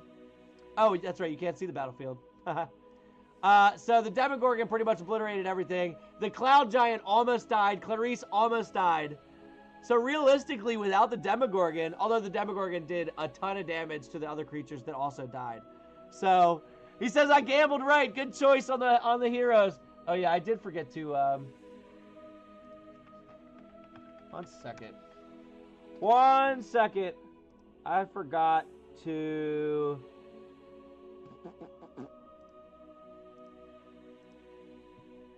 permissions. Yeah, I forgot to private that channel so that way no one could change it. Okay, we got it. We fixed it. Yeah. Minimize that. All right, we're good. So, yeah, pretty epic tonight. We've got Clarice almost died multiple times. Very true. Yeah, they came in with some solid hero heals to keep them around, which honestly, Rick, your monster heals and pulling in that Deva were massive. If the Demogorgon did not come in, Rick, your Deva and the other Deva combined were going to do an insane amount of damage. But to be fair, he also paid 5 times the amount for that Demogorgon. So, I mean, I still find it to be balanced. It just all depends on what people want to win that night. Those twin Devas and twin unicorns wreck shop. Yeah, the unicorns having the legendary actions are really nice, except for the fact that the legendary actions, because of that, it's weak on everything that it does. Money wins, says Tort. Yeah, I mean, realistically, the money does win. One of these nights, I'm thinking, because, what made that first one so epic that we did was you had 2 big hitters coming in. You had Jesse coming in and Meatball that were collectively throwing big money on both the different sides. So that's what I'm saying. Like, if someone had come in and paid for the opposite of the Demogorgon on the other side, it would have been a totally different battle. It would have been insanity. You would have had a real angels versus demons nightmare going on. So that would have been a lot of fun. But alas, the heroes do win tonight. So shout out to everybody. Now, I'm thinking we've got 13 minutes till we get to pull new cards. Maybe I hang out until then, if you guys want. I'm currently figuring out how to... We need sponsors. Speaking of sponsors, actually, I'll get your guys' opinions that are here. So, let me swap views real quick. And now that I'm here, we don't need this music playing anymore. Let me pause this. And we're going to swap to the Old Faithful. Wait for it. Yeah! Alright. So, I'm going to turn that down. Hopefully it's not too loud. If it is too loud, let me know. So, now let me get your opinion here. Let me pull up the Discord. Alright, that's a little much right now. Hey, hello, American Idiot. There you go. Okay. So, actually, let's switch to just the regular. Minimize this. Bring this over here. Switching screens here. Okay, there's that. And then let me swap screens over here as well. Okay, so you should be seeing the Discord server now. Thanks, everyone, for playing along. Subscribe if you haven't, and join the Discord if you haven't. I totally agree. Totally agree. So, here we're looking at, obviously, the Pool Cards channel. So, I can't believe that I wasn't subscribed here yet. Hey, I appreciate subscribing if you do.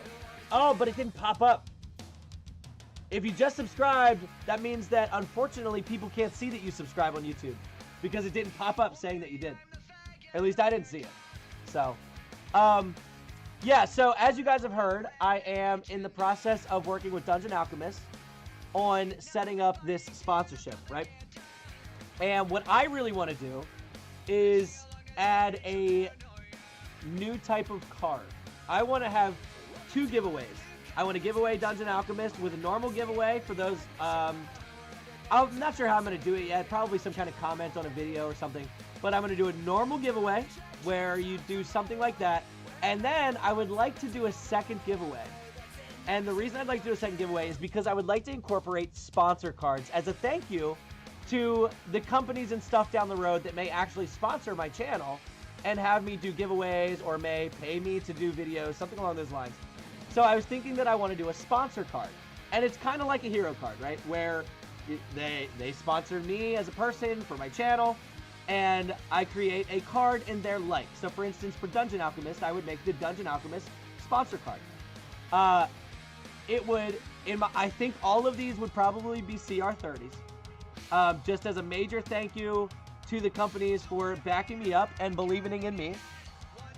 Jake from the States of All Farm. Yeah, like that, sure. Like we can make some funny stuff. I would make the card with something in their name that, like I do with the heroes. So maybe Dungeon Alchemist, Builder of Worlds, something along those lines. Number 1, do you guys think that I should do the sponsor cards? Because Brian and I had differing opinions. His worry is that it might not necessarily fit in with the vibe of Sachimata, what we're going for, and also that it might, like, I don't know, it might throw people off, you know? And my thought is it feels similar to the hero cards, where, like, you guys know what the card is. It's a new collectible card. We'll have another set, but I'm doing this as a thank you to the people sponsoring me. So, conflicting opinions here. I'm not sure which way to go with it. So I'm curious, what are your guys' thoughts on sponsor cards and bringing them in? Now, how would, oh, and I didn't get to my giveaway. So then the first person to pull that card would be the winner of the Dungeon Alchemist giveaway. So I would obviously make videos of that and try to draw people in to bring in more collectors that would be pulling cards, hoping to pull that golden ticket, the Dungeon Alchemist sponsor card, first to be the first person to get the free version of Dungeon Alchemist. So that's my plan with the giveaway if we go the sponsored route. Now, how do the sponsor cards get pulled? That's a good question. I got a couple options. One is all of the sponsor cards could fit in the classic base 3 types that we have. Creatures, items, and locations, which is essentially person, place, and thing. So, for instance, Dungeon Alchemist is a thing, right? It's an item card. So Dungeon Alchemist would be technically an item. So maybe it would be only pullable if you're pulling item cards, whether through the random or through the item card configuration. However, I find that that would be unfair for the people that don't want to pull item cards right now, or who don't know when they come in and they pull something different. So I feel like it needs to be pulled, possibility pulled, no matter what. So maybe the sponsor cards, maybe they have a type, but they have the possibility to be pulled with every type of card. So even if you choose creatures, maybe no matter what, it could get choose. Music down slightly, no problem. So, yeah, maybe it has the opportunity to be pulled no matter what type of card you pull.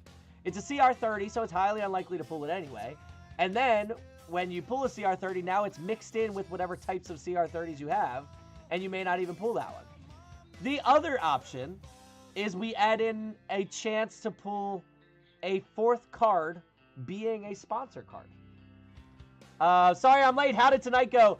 Well, Germ came in with a CR26.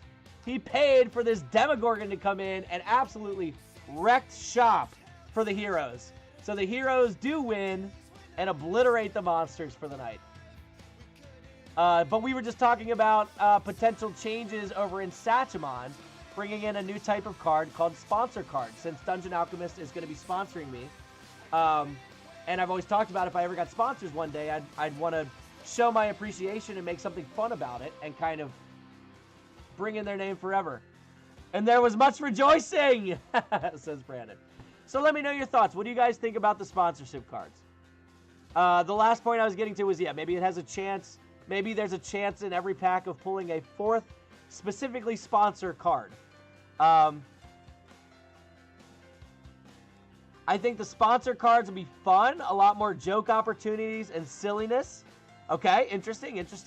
Yeah, so with Dungeon Alchemist, it would be like other cards. It would come in, it would have like a hero card, like the name of like Dungeon Alchemist World Builder or something along those lines. But then there's a fear that, you know, like maybe it stands out too much from the other cards. The heroes have a lore with Sachemon. You know, they were part of the Sachemon journey so far. The monsters and everything else are part of Sachemon. They're part of D&D. And so the fear is, are sponsors odd enough that they're not, you know, they don't fit in with the theme of Sachemon, and will that throw things off? So that's the two conflicting thoughts there. One way, I think it'll fit in well, and it'll be a nice thank you to sponsors down the road. Otherwise, maybe it looks different. Just use Isekai different dimensions type stuff. I don't know what that means. I'll be honest with you. No idea.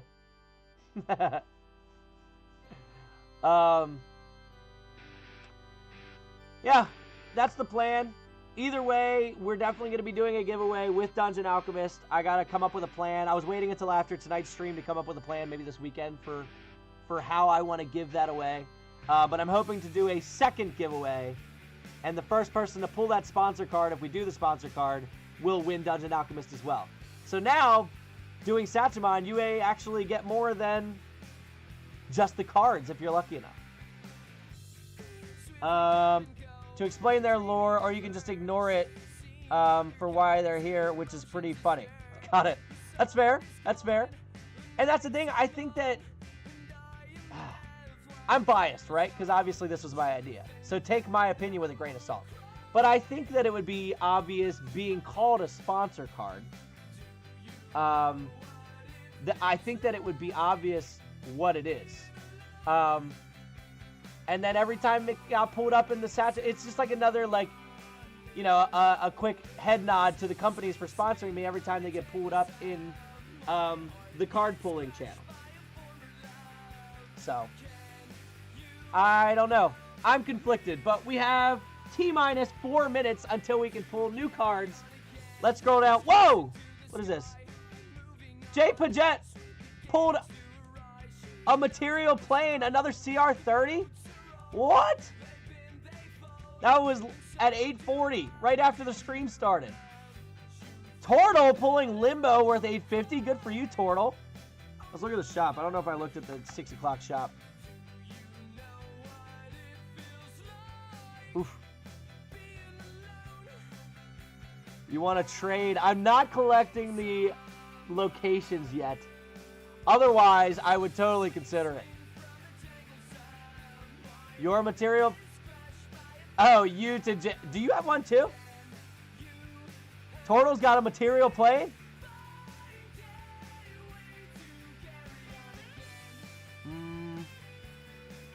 Alright.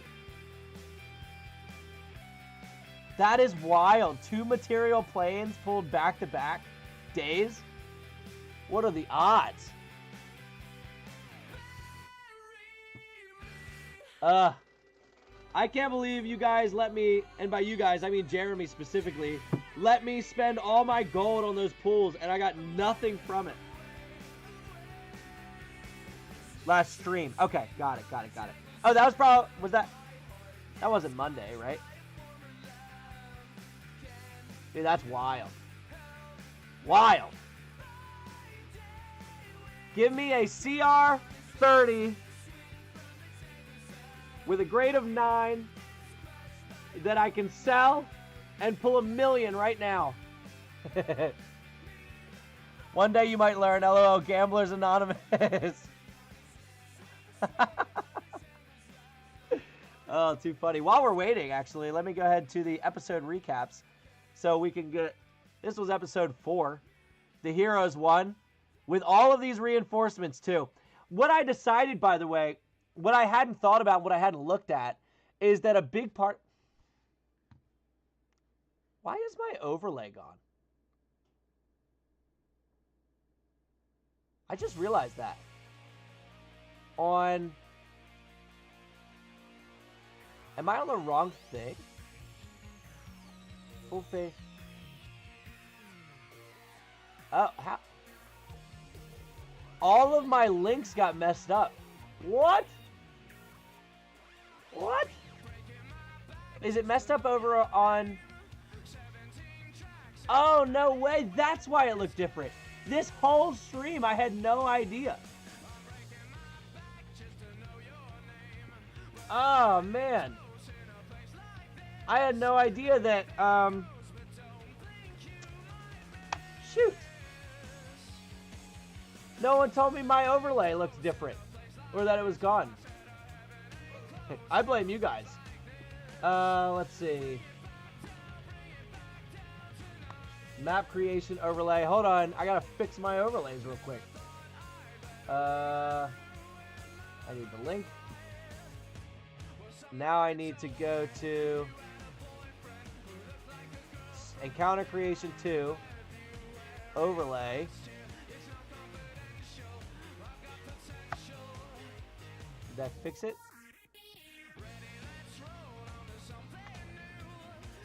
Come on. There we go. Okay, there's the overlay there. Now let's go to the Midweek Monster Mash. You mean to tell me I just went an entire Midweek Monster Mash without an overlay? What? See, that my computer shutting down at the beginning ruined everything. Honestly, it didn't look too bad. I appreciate it, Turtle.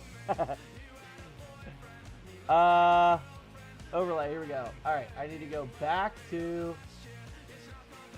Midweek Monster Mash overlay. Copy this link.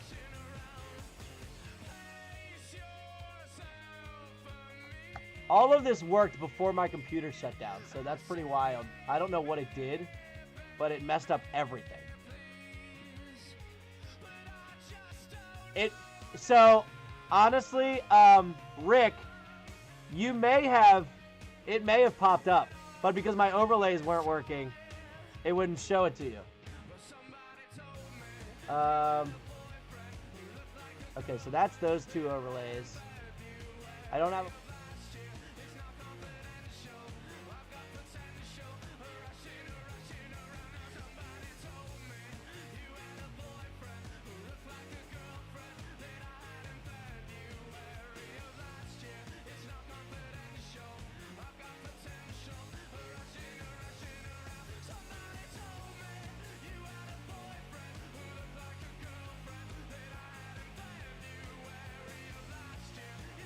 Okay, we fixed the overlay. Sorry about that. Okay. All right. That could just be ADHD talking and probably the reason nobody noticed. With sponsors and complicated, there is lore to Satcham how it exists within a D&D world. On the other hand, I'm on my computer interacting with Discord to play. It lives in 2 worlds. That's fair. Reality and fiction. There he goes. You're muted. There you go. Yeah, that's my fault. I just had to fix that real quick. Okay, Germ is pulling already. Let's see if he's getting the garbage out. Tortle pulled up 121. Rick pulling a wand of enemy detection. I haven't seen anything crazy. You know what that means. That means I'm going to come in with a fat pull here. Oh, golly. And I know I don't have any gold because I used it all. Wait a minute. I have 476 gold. Widget, that was supposed to be mine. All right, here we go.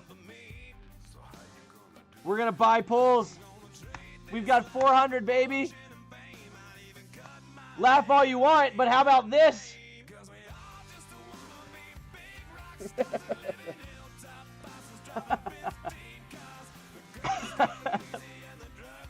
Huh. I probably should have looked at the shop first just in case there was something I wanted. There was not, luckily. Ah! No. And good luck. Good night, adventures, and farewell. And good luck with pulling. You'll need it. Laughing at 2 mediums. All right, y'all. I'm going to get out of here as well. I appreciate you hanging out. Germ, you are insane. Widget, you're insane. Jesse, you're insane. Rick, you're insane. So many insane people in the stream tonight. Thanks so much for supporting it and having fun with it. I hope you guys have as much fun with it as I do. Maybe next week we'll have a bit more of an even battle depending on who wants to side with who. So I will get all that gold and such out sometime this weekend. Have a good rest of your night, and I will catch you all later.